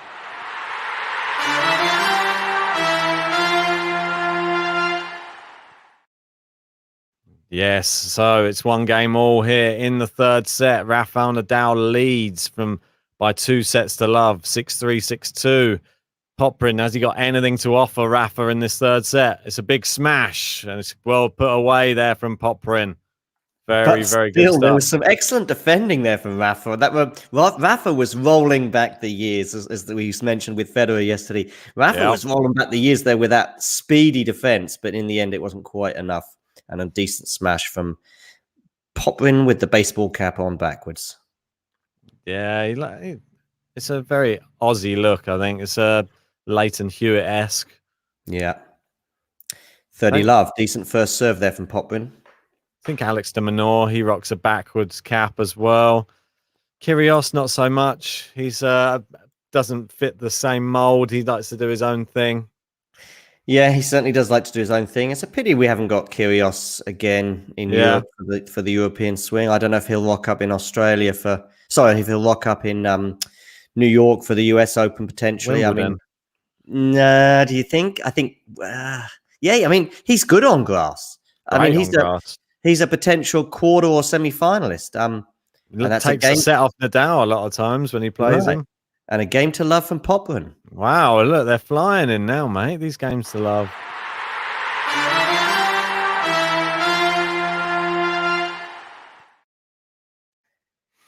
Wow. Yeah, Kyrgios. I'd love to see him come over, but I think he'd be more or less here by now, wouldn't he? I mean, okay, you've got. I mean, if you're gonna do Wimbledon, you may as well do the French. You may as well. I mean, coming all that way from Australia. You'd think. I mean, I know his clay court is not exactly his surface, if you like, but I mean, he's an enigma, so who knows what he's got up his sleeve. He might rock up the day before Wimbledon and expect a wild card. Yeah, I don't think he'll bother training. He'll just rock up and just say, I think I'm all right. I could just serve it out for the first few rounds, warm up. Get the old underarm going. Yeah, I think he's got it in his locker. As long as he serves well, he's a danger to anybody, and he can. Yep, that's certainly possible. But as I say, I think if we do see him this year, and I really hope we do, I think it's most likely to be for the sort of North American swing. Hopefully, by then the pandemic will have eased even more. Yeah, hope so. How is it over in Germany at the moment? Better, much better. I mean, I would say we're about a month behind the UK in many respects in the way we've been going with the vaccine and the way the numbers have been going. And so now things are better, but a month ago things were pretty bleak and we had curfews and all sorts of restrictions, but they've now been eased in most parts of the country, and even the bars and restaurants have been opening up. So fingers crossed we're on the downward slope. Talking of downward slopes, Nadal is serving. I'm not quite sure if there's a downward slope at the Roland Garros. Hopefully there's no downward slope on the court. Good backhand there, cross court from Popyrin. And another one. He's hitting it with a lot more venom now and forces the error out of Rafael Nadal there. It's love 15. Aggressive tennis there from Popyrin. And really, I think, we saw one of the only two players to beat Rafa at Roland Garros was Soderling. And the way he played in that match in 2009 was just lights out tennis. He just went for it on every single shot, on every single point. And I think that's what you've got to do against Rafa. And he's got to do a bit more of that, Popyrin. Soddling when he beat him in 2009. Oh, yeah, it's just wiping him off the court. It's just what you've got to do. It's like the type of tennis. Good shot there from Rafa, volley from Popyrin, and then, Rafa hit it at him, and then he volleys it wide. Sort of like this, the way that Wawrinka sort of approaches his style of tennis when he was more in his heyday. You can just wipe people off the court if you're playing your best tennis, and you have to play like that. Like when he beat Djokovic, wasn't it in that final? Yeah, with the shorts. Yeah, mate. Did you see Djokovic last year? They had like a video call, and he teased him about the shorts. Mate, yeah, there was something else. I think no one's ever going to be rocking these shorts again. I think. Yeah. So Wawrinka's injured at the moment, is he? I think so. I was disappointed to see he dropped out. I had quite a few highlights I wanted to put in the promo trailer and there were a lot of Wawrinka highlights from the French Open that I had to chop out due to him not even being in it. Pity. Yeah, he had some really great highlights. Obviously, when he won the tournament, he had some great. Has he won it twice? No, just the once. Just once, okay. He's won everything apart from Wimbledon, hasn't he? Once. Okay. So the Stand Slam is the one we're waiting for. If he can get Wimbledon, we have the Stand Slam. I could be wrong, and definitely let us know in the chat, guys. But I think no one has won each slam just once. I think there's been many that have won. You know, I think Agassi has got something quite close. I think he's won 5 or 6. I think he's won 5 or 6, and he's got a couple of pairs at certain slams. Right. I think there's only about 6 or 7 men in history that have won all 4 in the current guise, if you like, in the modern format. And Nadal, of course, is one of them, and he's at 30 all now on his serve. 30 all. It's a little bit nervy now, Rafa, going back to how he was playing at the beginning of that first set, where there was a lot of juices. He was hitting double faults. We haven't seen a double fault from him for a while. Hopefully I'm not jinxing that right now by saying it. No, good serve. Forehand. Popyrin hitting that backhand with power, and it's forced the break point. Wow. Boom. The Aussie stepping it up now.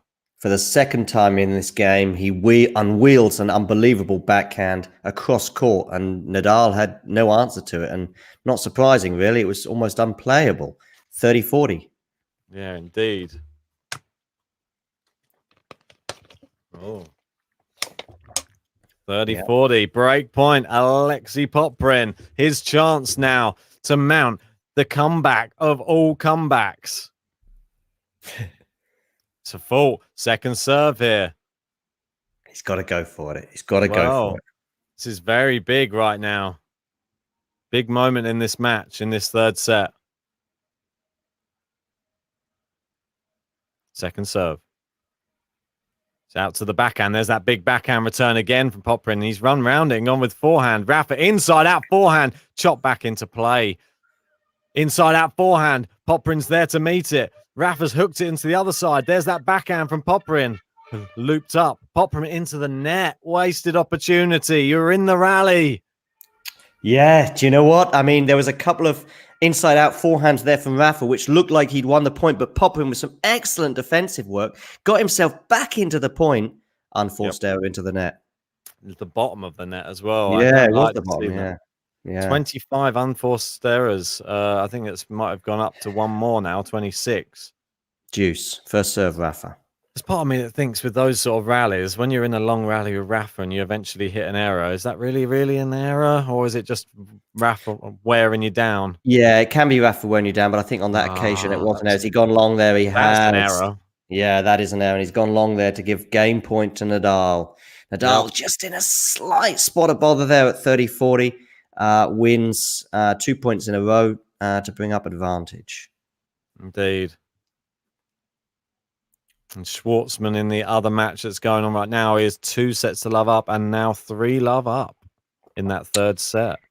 I mean, Schwartzman is in a way, because of the sort of travails of Osaka and Medvedev on clay and team, and that's a great backhand there from Rafa. Backhand again, Rafa down the line.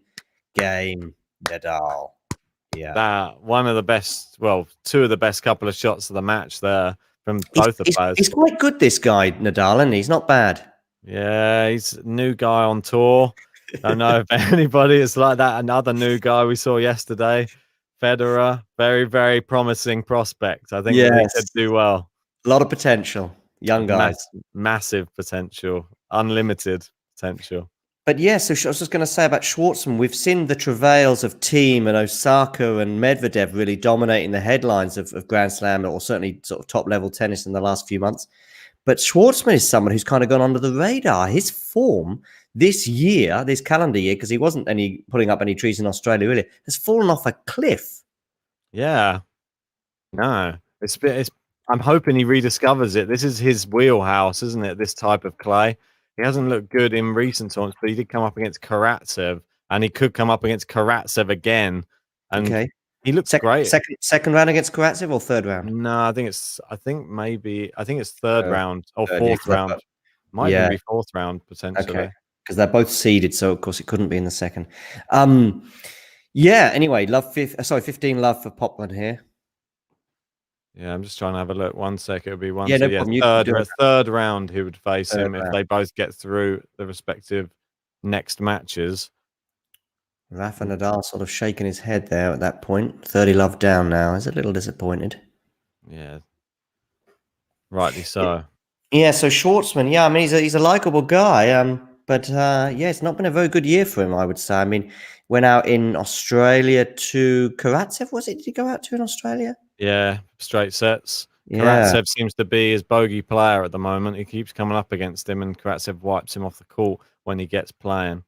It's 40 love here for Popyrin, though. He's serving well again, looking for a game to love and to push the pressure back onto Rafael Nadal. Yeah, an unforced error there from Rafa, bringing up 40 love. Oh, it's wide, and it is game to love for Popyrin.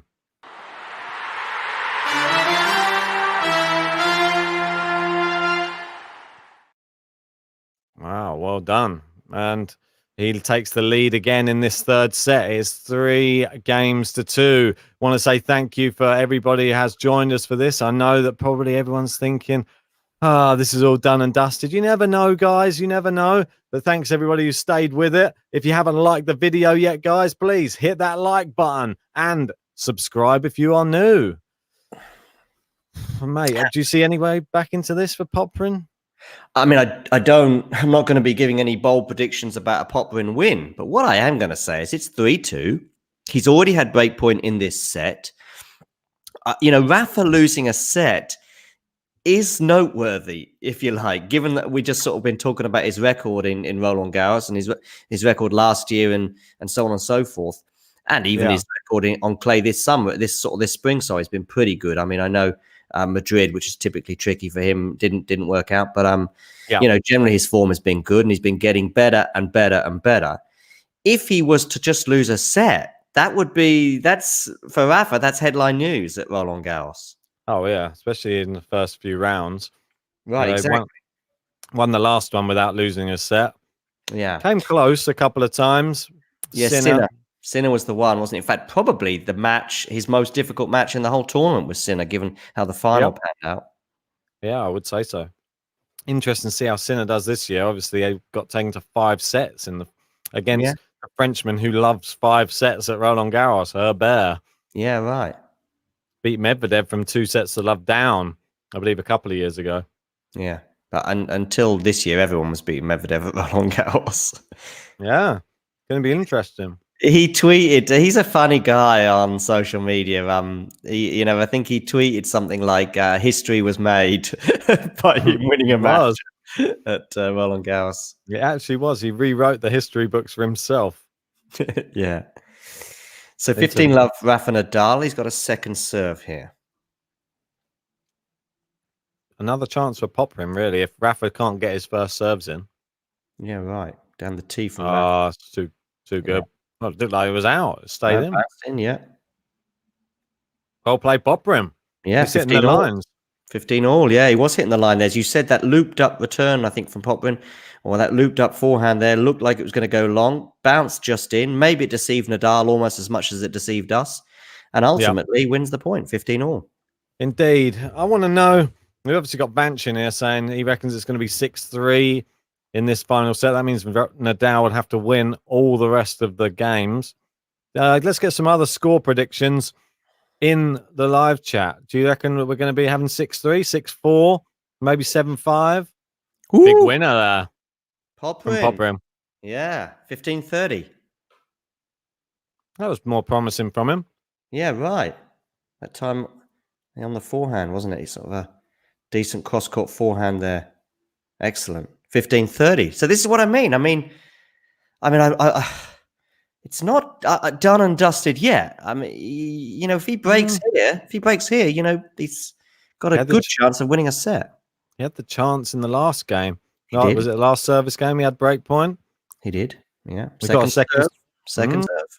I mean, but if we analyze this set alone, it's Nadal who's been coming closer to losing his serve than Popyrin. Popyrin's been comfortable. He's been pressing the old game to love button a couple of times for Popyrin.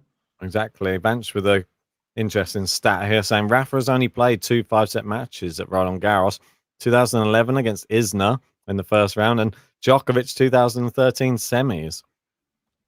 Backhand down the line there from Rafa, but it's still in the point here. And he's gone for the drop shot.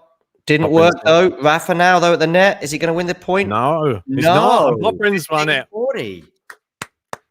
15-40. Wow. 2 break points. And Popyrin does this to the crowd. I think he wants a bit of support. I think he's going to get it. Indeed. Wow. Listen, Roland Garros and Rafa go hand in hand, as we know, but I'm sure the tennis fans would like to see a 4th set here.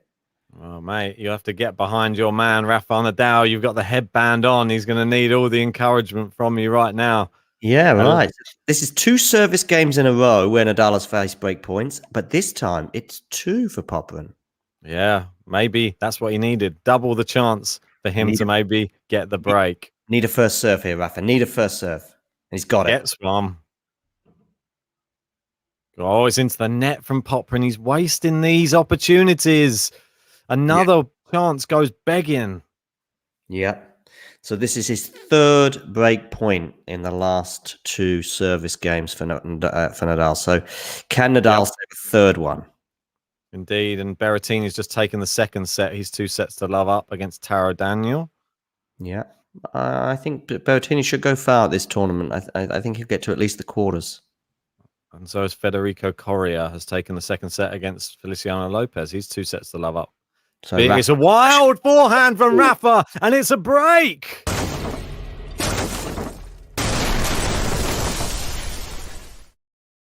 Wow, Rafael Nadal is broken by Alexei Popyrin. And we don't have a button for Popyrin, but we have the Australia button. So get that out.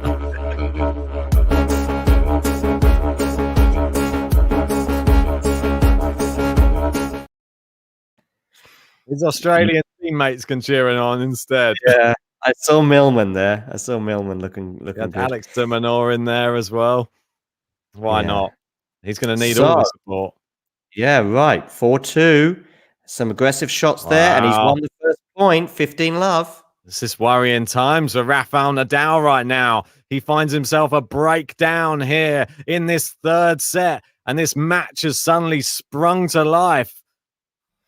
I mean, listen, this is something I think we rarely say about Nadal, but has his intensity just dropped? Just feels like he's just dropped a couple of percent. Oh, it's a winner down the line from Popyrin. What a shot that is. He's now turning it on. 30-love. 30-love indeed. What a shot that was. He's really leathering the ball. He knows he can't stay in these long rallies with Rafa right now. That's he just needs to bury it. And bury it he did. And looking good at so far. 30-love into the net. He's going to find a 2nd serve now. Yeah. Rafa needs to not let him get to this 40-love. Great serve there. And it's kicked up. And Rafa into the net. 40-love. And there's a very small ripple of applause now. There's not the same big rapturous applause that we were hearing moments before when Rafa was hitting the winners.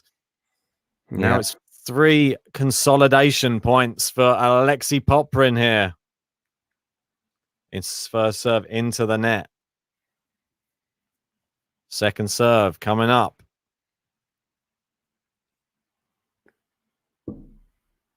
Out to the Rafa forehand. It's long, and it is a game to love and consolidation.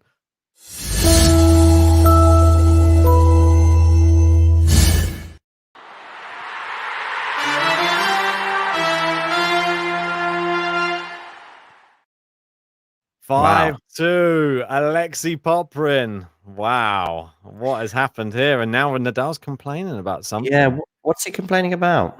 Not sure. Complaining about something as that camera lowers in on that. Popyrin sort of shrugs his shoulder in a sort of relaxed Aussie manner.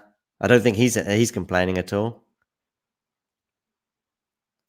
Yeah, so Popyrin now, I mean, 5-2. 5-2. I mean, Rafa is now serving to stay in this. One sec. No problem. Okay, sorry. I think it's something to do with him not being ready because Rafa could see something going on that was distracting him. He said, like, you can't see it or something because you're obviously serving this way. I can see it. Like, this is why I think he's giving reasoning for why he lost that or why he wasn't ready to receive serve. But okay. Got it. So Rafa wasn't ready to receive a particular serve because he sort of halted for some reason. He'd seen something out the corner of his eye or a distraction. Yeah, behind Popyrin, I think it was. He couldn't see it, so obviously. Yeah. And Popyrin obviously. Aussie fans. Was it Leighton Hewitt there or something? Leighton Hewitt taking his top off and whirling it around his head. I don't know. Anyway, Nadal cannot afford to be distracted here. He's 2-5 down. I mean, who would have saw that coming half an hour ago? Needs a first serve. Exactly. Definitely does. It's into the net from Rafa here. And could be the first set that he's lost at Roland Garros for a very, very long time. And this will give hope to everybody else. Big first serve. It's wide. Terrible return there from Popyrin. Doesn't want to take his eye off the prize right now. His best opportunity for me is breaking Rafa now. Serve it. Right. I mean, listen, I mean, you don't want to be relaxing right now thinking, I've got a service game in the bag because, you take your eye off the ball for 1 second and Rafa will seize the day. Anyway, 15 love. Exactly. Oh, Rafa's distracted again. I know.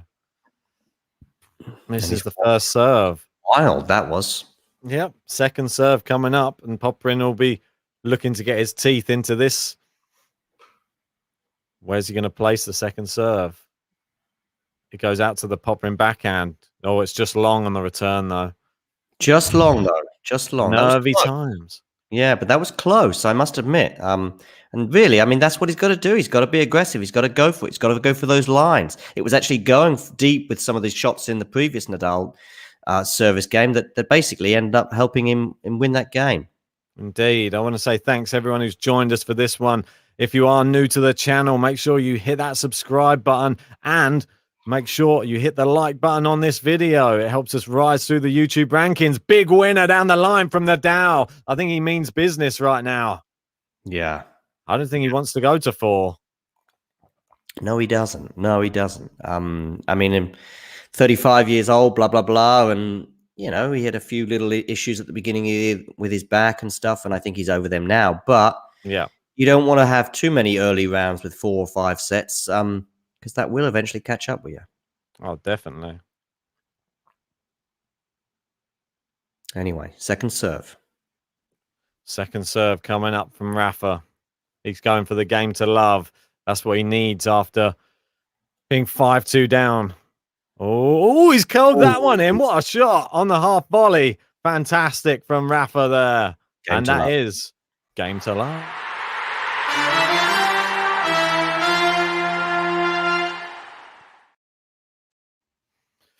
Well, very, very impressive stuff, that shot. And it looked like it was going wide, but he put such curl on it that it curled back in and clipped the line.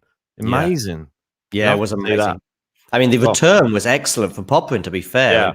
Rafa was in big trouble with that return from Popyrin, but he managed to scoop it up, as you say, on the half volley and scoop it in. Anyway, now, Popyrin. This is the difference between your big players and your not so big players, if you like. they can close out these sets and obviously matches and even championships, as we've seen. Can Popyrin close out this set and be the first person to take a set off Rafa Nadal in a first round, be the first person in 10 years since John Isner in the first round to take a set off. Oh no, that was five. That was 5 sets. I apologize, but certainly, basically, taking a set off Rafa, big news. Can you do it, Popyrin? Big forehand here down the line. He's long though, and that's what he's trying to force the issue, which is the right thing. But you got a feeling he's gonna have to be more controlled aggression. That was just pure aggression. This is big. Love 15. If he goes love 30, you know your heart is in your mouth. You bring it back to 15 all, and you're on course again. Second serve. First serve fault.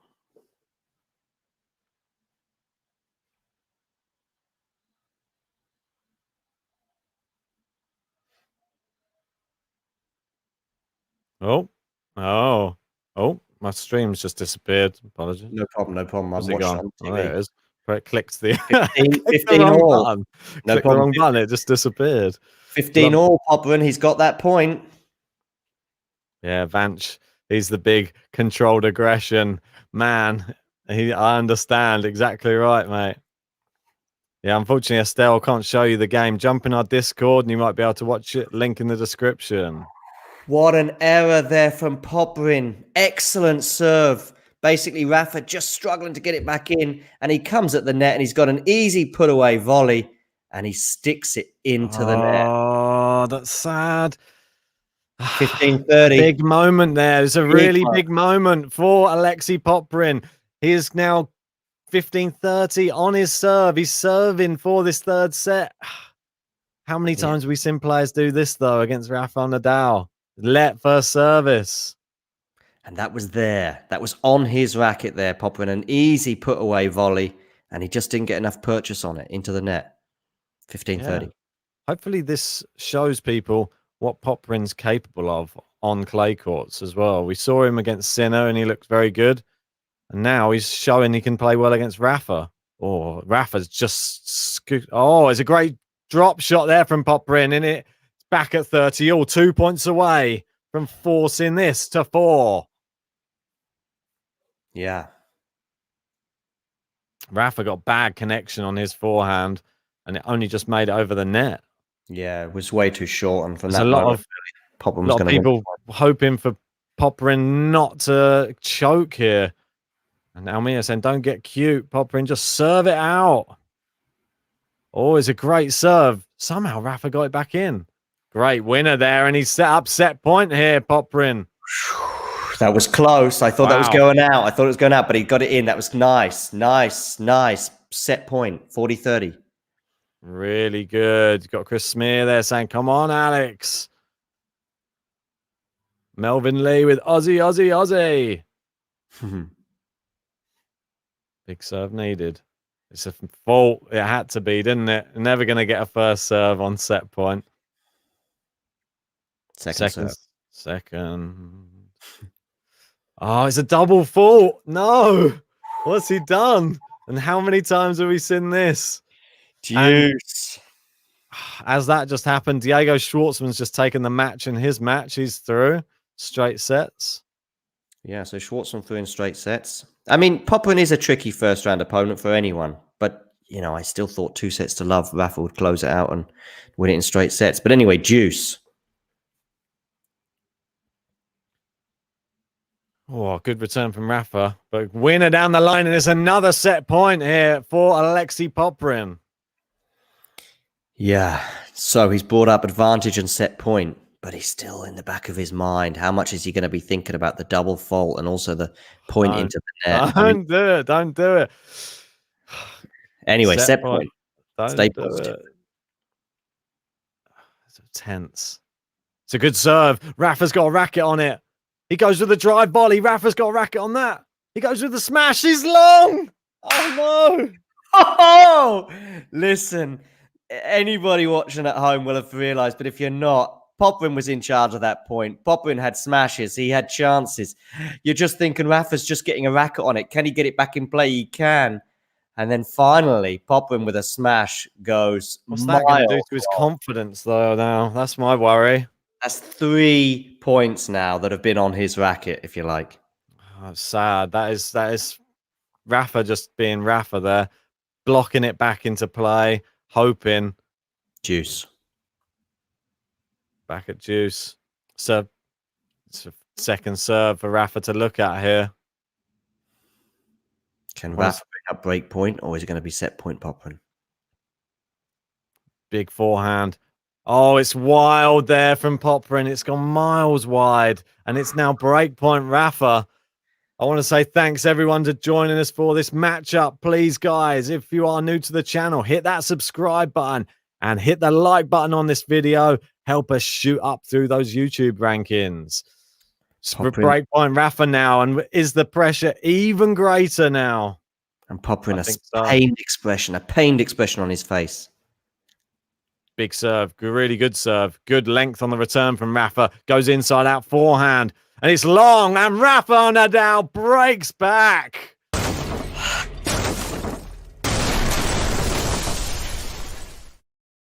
Oh, wow. Oh, wow. What do you make of that, John Silk? Well, let's talk about that game, because I think whatever happens now in the rest of the match, that game was crucial. Yeah. 3 times Popyrin was there for him. First of all, we had that point when he just comes into the net. He's just got to get the ball over the net with an easy volley, and he sticks it into the net. Then there was the double fault. Then there was the fact that I think he had 3 set points in all in that game. Certainly at least 2 anyway. It's the smash one. And the smash. The smash. And even that last one really was a wild, wild shot. And that's one thing, and it begins with P, pressure. It was just bizarre, wasn't it? The fact that he had a few opportunities. Rafa was out of the court. He wasn't anywhere in. He wasn't near the court, and he was just getting a racket back on just to stay in it. And all he needed to do was just do a little touch volley, maybe just put it into the service box. It was going boom right back to the baseline where Rafa's standing, and the final one smashed it off the top of his. I don't know what. It wasn't the sweet spot. We know that. It went miles long. It was a sweet spot for your Rafa Nadal. Wow. Listen, I mean, 3 set points to take a set off Rafa Nadal, force it to 4 sets, put even just the slightest bit of doubt in Rafa's mind, be the first person to win a set off him in 2 years. I mean, you don't get many better chances than that. No, you really don't. I mean, listen, it's not done. What you've got to do now if you're Popyrin is you've got to put that aside. You've got to think, okay, I'm only 4 points away from the set once again. You've got to try and mentally block that out and get on with the match. It's 4-5. Rafa's still under pressure. He's still got to win this game. On his serve. Gets his first serve in, though. Oh, Rafa's looking better now. Suddenly the first serve's flying in for Rafa. And the smile is back on the face. Yeah, it looked a bit worried, didn't it? For a little furrowed brow for a bit. But he never panics. No. But I think Popyrin did. Oh, definitely. 15 love. You see that shadow creeping onto the court now. Yeah. 15 love, second serve here from Rafael Nadal.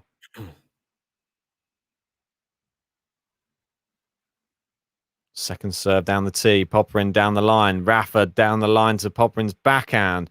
Cross court forehand. Popyrin backhand. Looped up by Rafa. Popyrin's hit the net cord. It's dropped in. Rafa attacks the net. Winner down the line. Nice. But actually, in a way, Nadal got it's normally when you get a net cord, you always think that's unlucky. But actually, that set up really nicely, that net cord. And for a while there, Rafa was in a spot of bother. And but anyway, that net cord kind of set it up nicely for him to just put a winner down the line and put some breathing space in this game, at least anyway. 30 love. Oh, most definitely.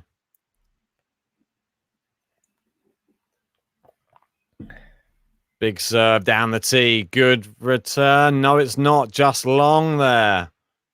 And it was the first serve that time from Rafa down the tee. Popyrin got a racket on it. And it looked like it might just drop in, as you suggested. But ultimately, it just went a bit too long. 40 love. Indeed, 40 love. And after struggling through that last game, Looks like Rafa's going to hold here very convincingly. How many times have we seen that? He's not getting the first serve in, but No, thinks we do often see it with Nadal, but actually this set has been dodgy for him on the serve, so I'm sure he'll be relieved to have a more comfortable hold. Yeah, indeed. In total, both players combined 55 unforced errors, which is quite high. Down the line there from Rafa. Great shot on the run from Popyrin, and it's too good. Excellent shot from Popyrin. Pop was in a spot of bother there, but he managed to get his racket on it, but more than get his racket on it, and almost a winner, basically. I mean, Rafa did in the end get his racket on it, but basically that was the point that did it for him. It was indeed, mate. It really was. Yeah, that's a lot of unforced errors, even from, Rafa's obviously in a pretty good position in this match, but I think he'd be disappointed, 20 unforced errors over the course of, less than 3 sets. Definitely. 40-15, though. He's going to be looking for a first serve here. It's just long there from Rafa. Second serve. Second serve from Rafa. He's trying to level this third set up. Get to 5-all. And this would definitely be the business end. Forehand cross court. Popyrin on the run. Forehand down the line. It's too good. Rafa consolidates the break.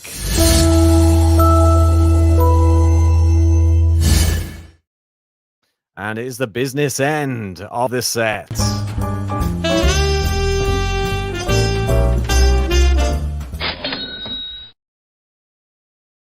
And why not one more for luck? Rafael Nadal back in the match, mate, or back in the set. Vamos! Hey!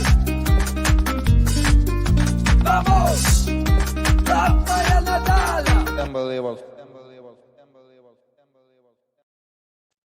Unbelievable. And now the pressure switches to Popyrin. I mean, he's brought up 15 love there, so he's not too nervous, it seems. But now the pressure's back on him. How's he going to deal with it? Started well. Second serve, though.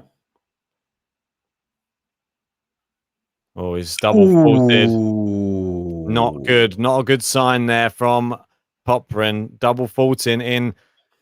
This is now the business end. This is, if you mess this up, Rafa's serving for the match. Yeah, right. Big. That big. And listen, that's his 5th double fault, I think, of the match, and 2 of them have come in the last 2 service games. Big first serve there. Rafa standing well back, and he's just scraping it back. And there's that terrible smash again from Popyrin.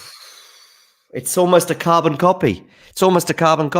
Yeah. I mean, that ball, once again, was so far out, it was almost in a different country. It was terrible. How is he getting such a bad connection with it?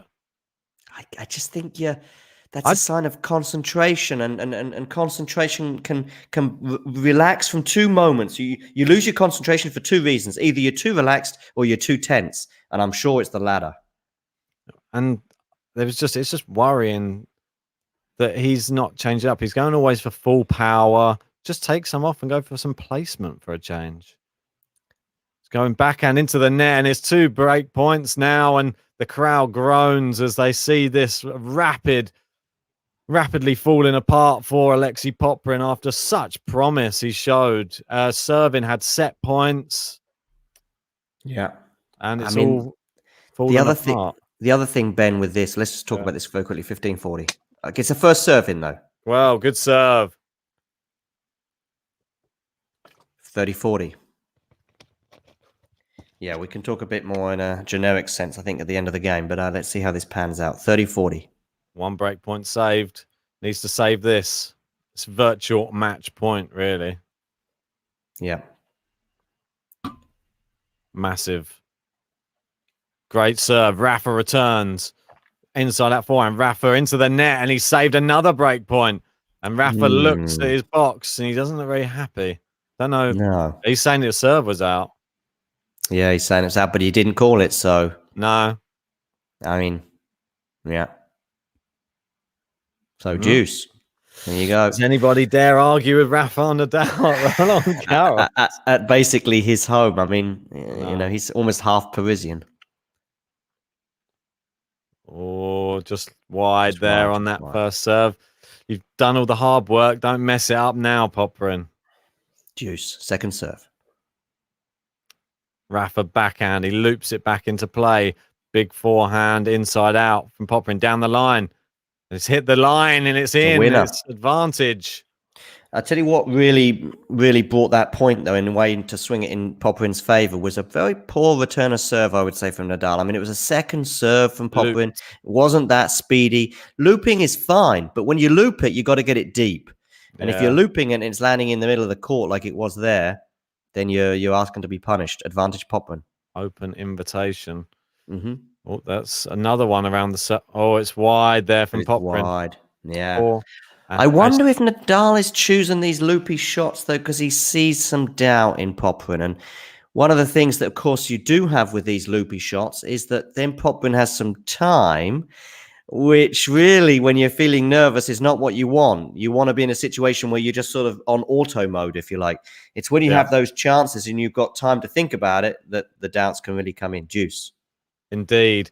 I want to say a quick thanks to everyone joining us for this. 400 people in. If you haven't liked the video yet, guys, please hit that like button. Help us move through those YouTube rankings. And if you haven't subscribed yet, subscribe. We will be bringing you more French Open action all week and all of next week as well. It's going to be exciting times. See if Rafa can get his way through the draw. He's got another break point here. Yeah, and another one forced error there from Popyrin. I think Nadal is really just playing it cautiously right now. He knows that he can just get it back in play and just wait for the error to come. Yeah. Next shadow. Look, it's only been a couple of minutes and it's crept all the way over those tram lines now into the court. We will soon be halfway across the court. What will end first? The shadow across the court or the match? That's what we want to know. Oh, Rafa into the net there and another break point gone. Yes, Deuce. Third break point lost there for Nadal in this this key game at the 11th game here of this third set. Yes, that shadow has almost become a metaphor for Popyrin's darkness, if you like, from the last 3 games that Nadal has won in a row, as this particular game enters a 6th minute. Serve into the net. Compose yourself, Popyrin.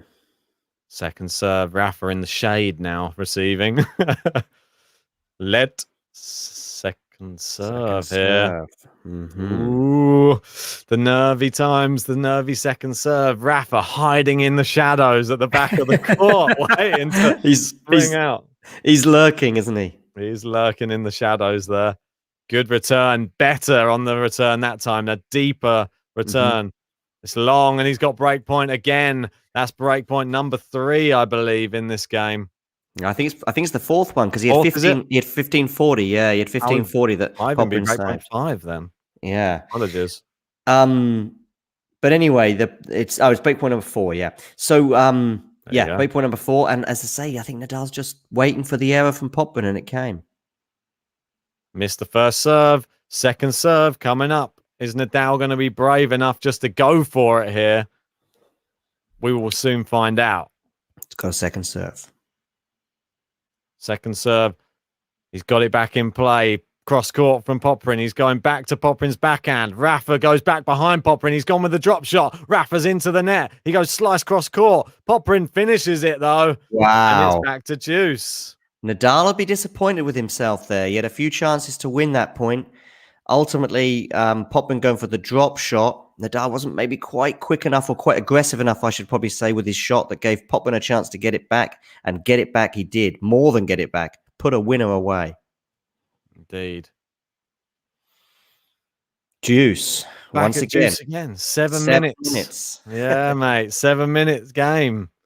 And the shadow moves halfway through the service box. They Rafa into the net now, and Popyrin game point has the advantage.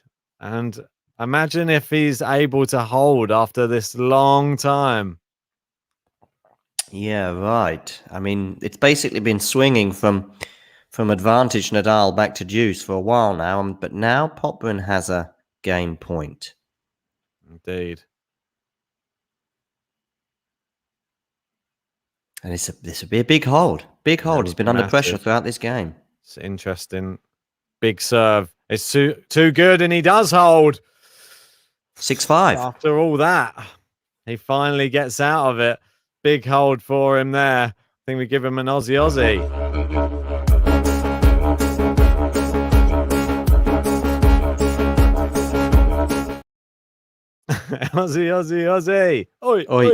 Oi. That's it, mate. Wow. Well, Popyrin 6-5. That's a decent hold, and that's good for him. I mean, in terms of how nervy that was looking at 15-40, and then those other break points, he faced and defended 4 break points there. And Rafa will be a bit disappointed. I think he had a chance to pretty much, as you said, some of those, break points, they sort of do feel like mini match points in a way. Definitely. And now it's 6-5. And now the momentum has not swung, but it's certainly, Popyrin can breathe a sigh of relief. He can try and attack Nadal's serve here. And now he's got another chance, if you like. Nothing to lose. Yeah.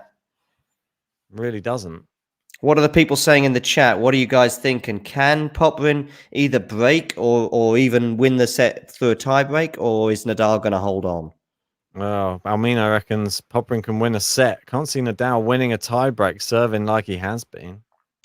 Well, of course, there's the stat I think JG brought up at least once when he was in Rome of Nadal's record in tie breaks, but that's, I think, applicable to top 10 players. His record in tie breaks against top 10 players has not been good in the last year or so. Obviously, Popyrin is far from a top 10 player, but it's far from exactly, and far from a foregone conclusion. Anyway, 5-6, Nadal serving to stay in the set. Definitely a very big server, but Rafa needs to sort his serve out. He's serving into the net there on the first serve, and you can see his first serve percentage only 65%. Not high enough, really, if he really wants to challenge in the back end of this set. The best he can hope for is tie break right now. It's wide on the return from Popyrin. He went big. He went very big. Too big. Yeah, too big and too wide. Yeah. 15 love. But I don't blame him for that. I mean, it's as you say, he's got nothing to lose. It's 5-6. He's got to be aggressive against the best clay court player of all time. He's got a second serve to look at. Go big. All right, didn't work out this time, but go big. Yeah, definitely. It's gone out wide on that serve. That's a very good serve. It's like a swinging serve out to the ad side. He stuck a racket out, but best he could do is just by the tram line. 2 hours, 12 minutes played. Longer than a lot of his other matches when he plays here at Roland Garros, that's for sure. Yeah. Yeah, at least you pushed him to a third hour. Be interesting to see what his average match time is at Roland Garros over the course of his career. Yeah, it won't be too long. No. Anyway, 30 love, second serve. Yeah, he's taking his time. I think he knows how important this is. Forehand down the line, it's long, and it's 40 love. But that was close. I'm raising my eyebrows because I thought for a second he might have hit the line, but it did go a bit long there. Shadow is in the way now. I can't see well enough with that shadow cast over the court. Let's hope the players can see all right. Anyway, 40 love. I think you can see the serves on this ad side better because the shadow hasn't made it over there yet. It's almost at the halfway point. He didn't. The second serve's going to be the hook one, I think, out wide again. Yeah, that was successful last time. Or maybe Popyrin will be thinking the same. Maybe he'll have to change it. He does do it again. Good return. It's long, though. See, he read it. He knew it was going out there, and he was there to meet it. Hit the ball cross court on the return. Rafa's shot long. Yeah, but Rafa will still be a bit disappointed there. I mean, that was an error from him. It was a good return, as you say. He anticipated it well, and he hit it well, and he hit it deep, but it wasn't that tricky, really. And Nadal that time scooped it up and scooped it long, 40-15. Serves going into the net a lot. I think there's something to do with his ball toss, to be honest. It doesn't seem to be going very high at all. Opposite Del Bonis. Yeah, very opposite. Yeah, it's again there. You see it there. Double fault from Nadal, and the ball toss was terrible. I'm surprised he didn't try and reset. And the double fault, I mean, it was one of those ones that went into the net, but it wasn't exactly the top of the net. I mean, I wouldn't call it the bottom either, but ball toss is bad though, and he can't afford to go into a tiebreak with this in the back of his head. No, 40-30. I mean, he can't afford to lose his serve either, but let's see how this pans out. Indeed. Rafa, first serve. It's miles long this time. He tried to overcompensate to get it over the net, and it's gone miles long. Yeah. Second serve, and worrying times here for Rafa. Doesn't really want to go to juice here. Doesn't want the pressure. And it's in finally. It's a big backhand. Popyrin on the run. It's into the net, and he finally holds, and we're going to tiebreak. Rafa, can he get it done? Vamos! Hey! Vamos! Rafael Nadal! Unbelievable. Wow. 6-all. Tiebreak. Where's your money? Where's your money, Ben? Mate, well, I'm going to go Rafa. I'm going to say 7-5 Rafa. All right. How about you? Oh, good shot there by Popyrin, though. Oh, yeah. Popyrin 1 love. Yeah, I'm going to say Rafa, and I'll go 8-6, just to be different. I was thinking 7-5 as well, but I can't copy you, Ben, although 8-6 is almost imitation. Anyway, that's a very decent start for Popyrin, albeit it's on his serve. Rafa gesticulating. I think he just wants a bit of breathing space for himself. We know he likes to take his time. Jared reckons that we're going to be seeing much more patchy than last year. Lots of 4 or 5 set matches, maybe, for Rafa. And the shadow makes its way over past the center of the court now. I reckon halfway through the tiebreak, it might have made it the full way. First serve from Rafa. Good one out wide. Opens the court up. Very good forehand. Popyrin on the stretch. It's looped up. Smashed away by Rafa, but Popyrin on the stretch. I think that's wide. It is. 1-all. Yeah. We've seen a few misses from Rafa on smashes in the last 6 months, including today, actually, against Popyrin in the first set. So I was a bit worried there, but ultimately that brought up the point, although Popyrin did get a racket on it, but it wasn't enough. 1-all.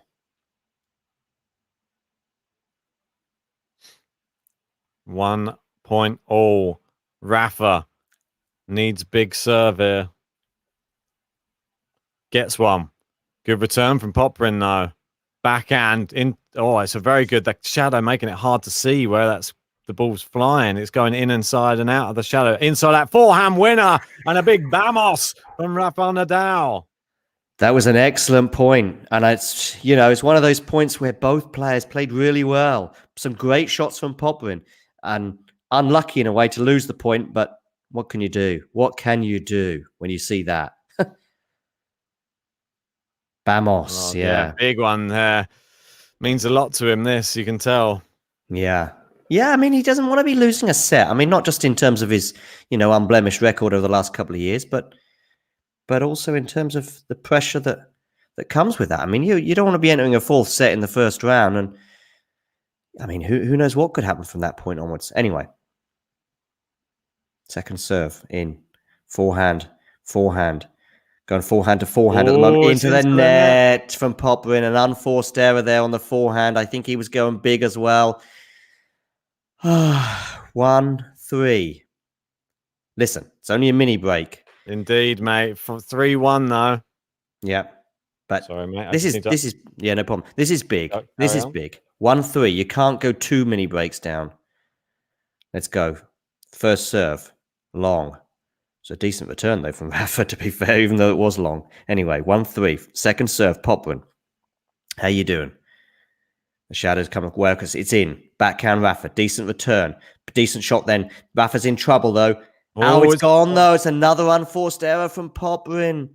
Popyrin comes into the net there, and it wasn't the easiest of backhand volleys. He did have to, go down a little bit. But a professional tennis player, you'd be expecting him to win the point at that point. Unfortunately, he hit it wide, and Rafa now 4-1. I mean, he's had a few break points as well in the last few games, or I think it was the 11th game of the set. But now this is a hell of an advantage. It's massive. 3 points from victory. 3 points. Indeed. Well, if you're just joining us, please hit that like button, hit the subscribe button if you're new. Rafael Nadal, 4-1 up. It's into the net. It's 5-1. Yeah. Just like that, mate. Just like that. And they're changing ends. And the shadow, he's nearly there. 2 more points. And I think he's going to beat the shadow across the court. The shadow is almost like when you're at the beach or whatever, and you see that sunset going down, and that last minute or 30 seconds of the sun being there just disappears very quickly, doesn't it? Oh, so quickly. And the shadow has appeared, and it's going faster and faster across the court. And like I say, it's almost like a metaphor for Popyrin, really, as the dark shadow comes across him. And Rafael Nadal is the shadow. Yeah, right. It's just taking over the court. He'll be thinking of so many missed opportunities. And that game when he was, I think was he 5-2 up and then 5-3, and he was serving out the set. 4 set points, I think it was. It might have been 3, but whatever. A handful of set points and a handful of ridiculous unforced errors, particularly the smash that went, was so far out. It was unbelievable. Anyway, 5-1 Rafa. Unbelievable. Definitely. Unbelievable. Great serve now from Rafa. And his serving's improved in this tiebreak. And there's a winner. And we have 5 match points.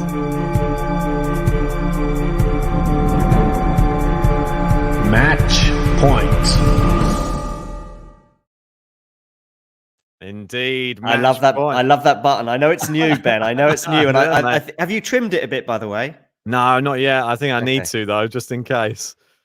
Might miss the match point. That seems quite long. I have to make sure I press it as soon as it turns to match point. Otherwise, we might not get it. Got it. 1-6. Second serve.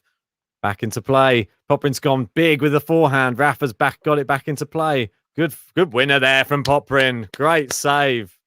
2-6. Yeah, great save from Popyrin. I mean, there was 2 big shots there where, you could easily get an unforced error crop up, but 2 big shots and ultimately winning the point. 2-6. You just need 4 or 5 more of those. Indeed. Thanks, everyone, for joining us, guys. It is match point. It's a big serve from Popyrin. Another big forehand. He saved another one. If you are new to the channel, make sure you hit that subscribe button, join the GTL family, and hit the like button on the video to help us raise the roof on this channel and rise through those YouTube rankings. We're nearly at 200. We could get the 200 like button if we get 41 more.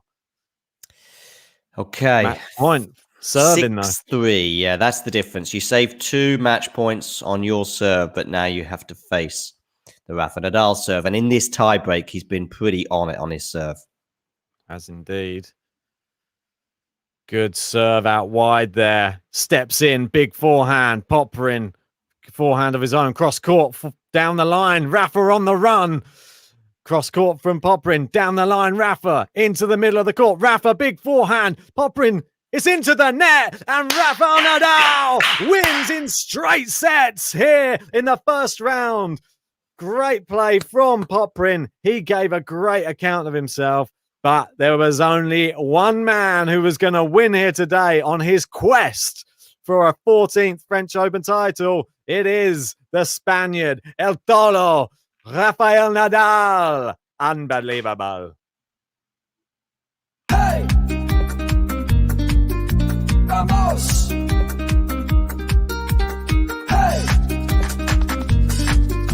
Vamos! Rafael Nadal! Unbelievable. It was unbelievable in the end. And Rafael Nadal, he's through to the second round now. Well, bit of an epic one, I think. In the end, I didn't expect it to be so close, that third set. No. I mean, the way he won the first 2 sets, especially that second set, it was looking plain sailing for him. But obviously, being a breakdown, 5-2 down, and I mean, not exactly staring down the barrel, but it looked like Popyrin was going to take a set off him. And as we know, that's not a regular occurrence at the French Open.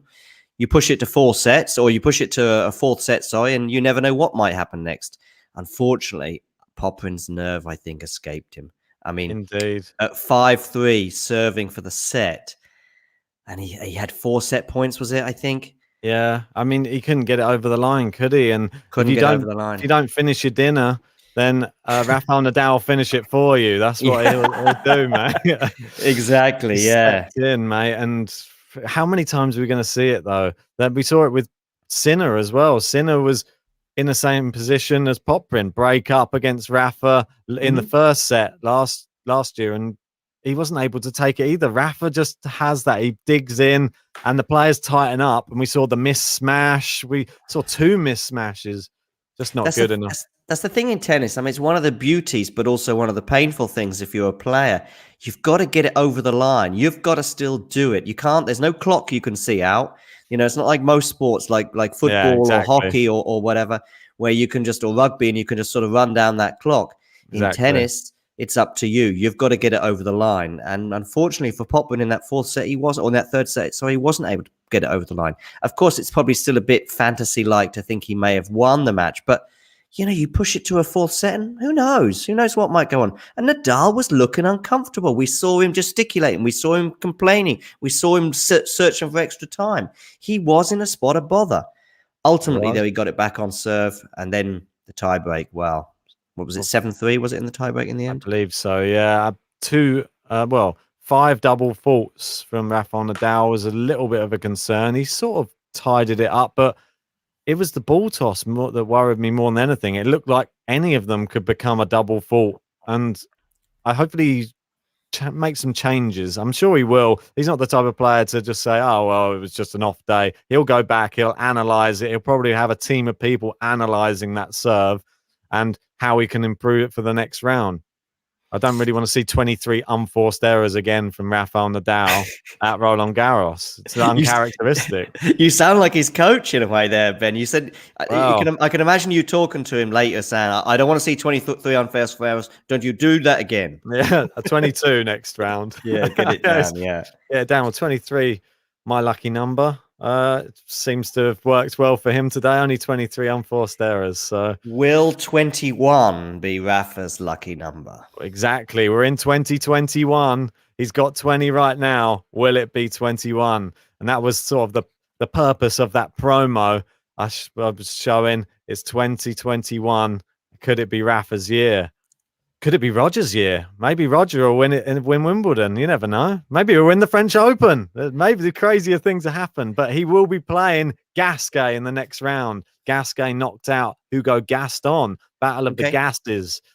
So I know it was a bit weird that they're both called Gas and they're both playing each other. Yeah, I actually saw Gasquet a few weeks ago in Lyon, I think it was. He seemed to be playing quite well there, and I think comfortably today. Cam, was it, who does it went out to in Lyon? I can't remember now. But anyway, yeah, he seemed to be playing all right. I shouldn't think Nadal will be losing too much sleep. As for Federer, yeah, so Federer Cilic. Now that is rolling back the years. Love it, absolutely love it, and I predicted that in my bracket. So I'm predicting Federer to beat Cilic as well in that match. So I think he can take out Marin Cilic. And then we'll see a potential matchup for Federer against Taylor Fritz. Taylor Fritz or Koepfer. I'm not sure which way that will go. But see, that's where I think. Listen, I don't want to get carried away, or I don't want to be too critical either, in a way. But that is actually where I think he can beat Cilic. Might be 4 or even 5 sets. I mean, they're both. How old is Cilic? Cilic is up there as well, isn't he? I think he's in. I think he's earlier 30s, though, about 30. I mean, seeing these guys in their mid-30s in 30-degree sunshine as it is today, I think could be interesting if it goes to 5 sets. But I can see Federer winning that. But I think Taylor Fritz is, what's he ranked 30? Is he in terms of seeding, and maybe about that in the world? Yeah. As Boris Becker on my Eurosport feed comes on to speak to Misha Zverev for a quick analysis of how the tournament's going. Well, yeah. It's interesting looking at the draw. Obviously, we got Rafael Nadal. He's just knocked out Popyrin. And then where the draw is, Federer and him just rub shoulders with each other next to each other in the draw there. And we'll go off in separate ways in their draw until well, I'm not sure. I think it'd have to be semi-finals, wouldn't it, that they'd be able to meet in? But yeah, it's just nice to see them next to each other in the draw, but they're not going to be meeting each other. No, not unless Federer gets to the semis. Yeah, I mean, I'm constantly actually trying to imagine how the draw is in my head a lot of the time, and I think it's Berrettini potentially for Federer in the fourth round. Is it? Yeah, it would be. I mean, so I think I see it being Taylor Fritz in the third round, and I think both Fritz and Federer will get that far. Well, battle of the Fs. Well, yeah, be careful with Berrettini. He's lost the third set against Taro Daniel, so it's not a straight sets win there. Okay. And he's now 1-love down, and well, it's on serve really in this fourth. But Taro Daniel ran him close in Belgrade, and it's not an ideal first round matchup for anyone. Taro Daniel. So that's 2-1, right, to Berrettini. Yeah. Okay, exactly. So that could potentially go the distance. You never know. And Berrettini, he's got to be one of the players up there that, well, he could potentially be facing Djokovic at some point on his run, but he has to get there first. We're going to see Djokovic later on. That's the night match. That's in a couple of hours. But Rafa Nadal could have a third round match against the Nottingham Nadal, Cam Norrie. That could be the battle of the Nadals. Listen, I think that. Listen, I'm still backing Nadal to win the tournament, but I think who was it who wrote in the chat a little while ago saying he can see Nadal, winning this tournament, but it's not going to be as easy as it was last year. And I think I agree, partly because of the run that he's got. It's not, Cam Norrie in the form that Cam Norrie is in. If that is his third round opponent, it's tricky. We saw Cam Norrie push him a bit in Barcelona.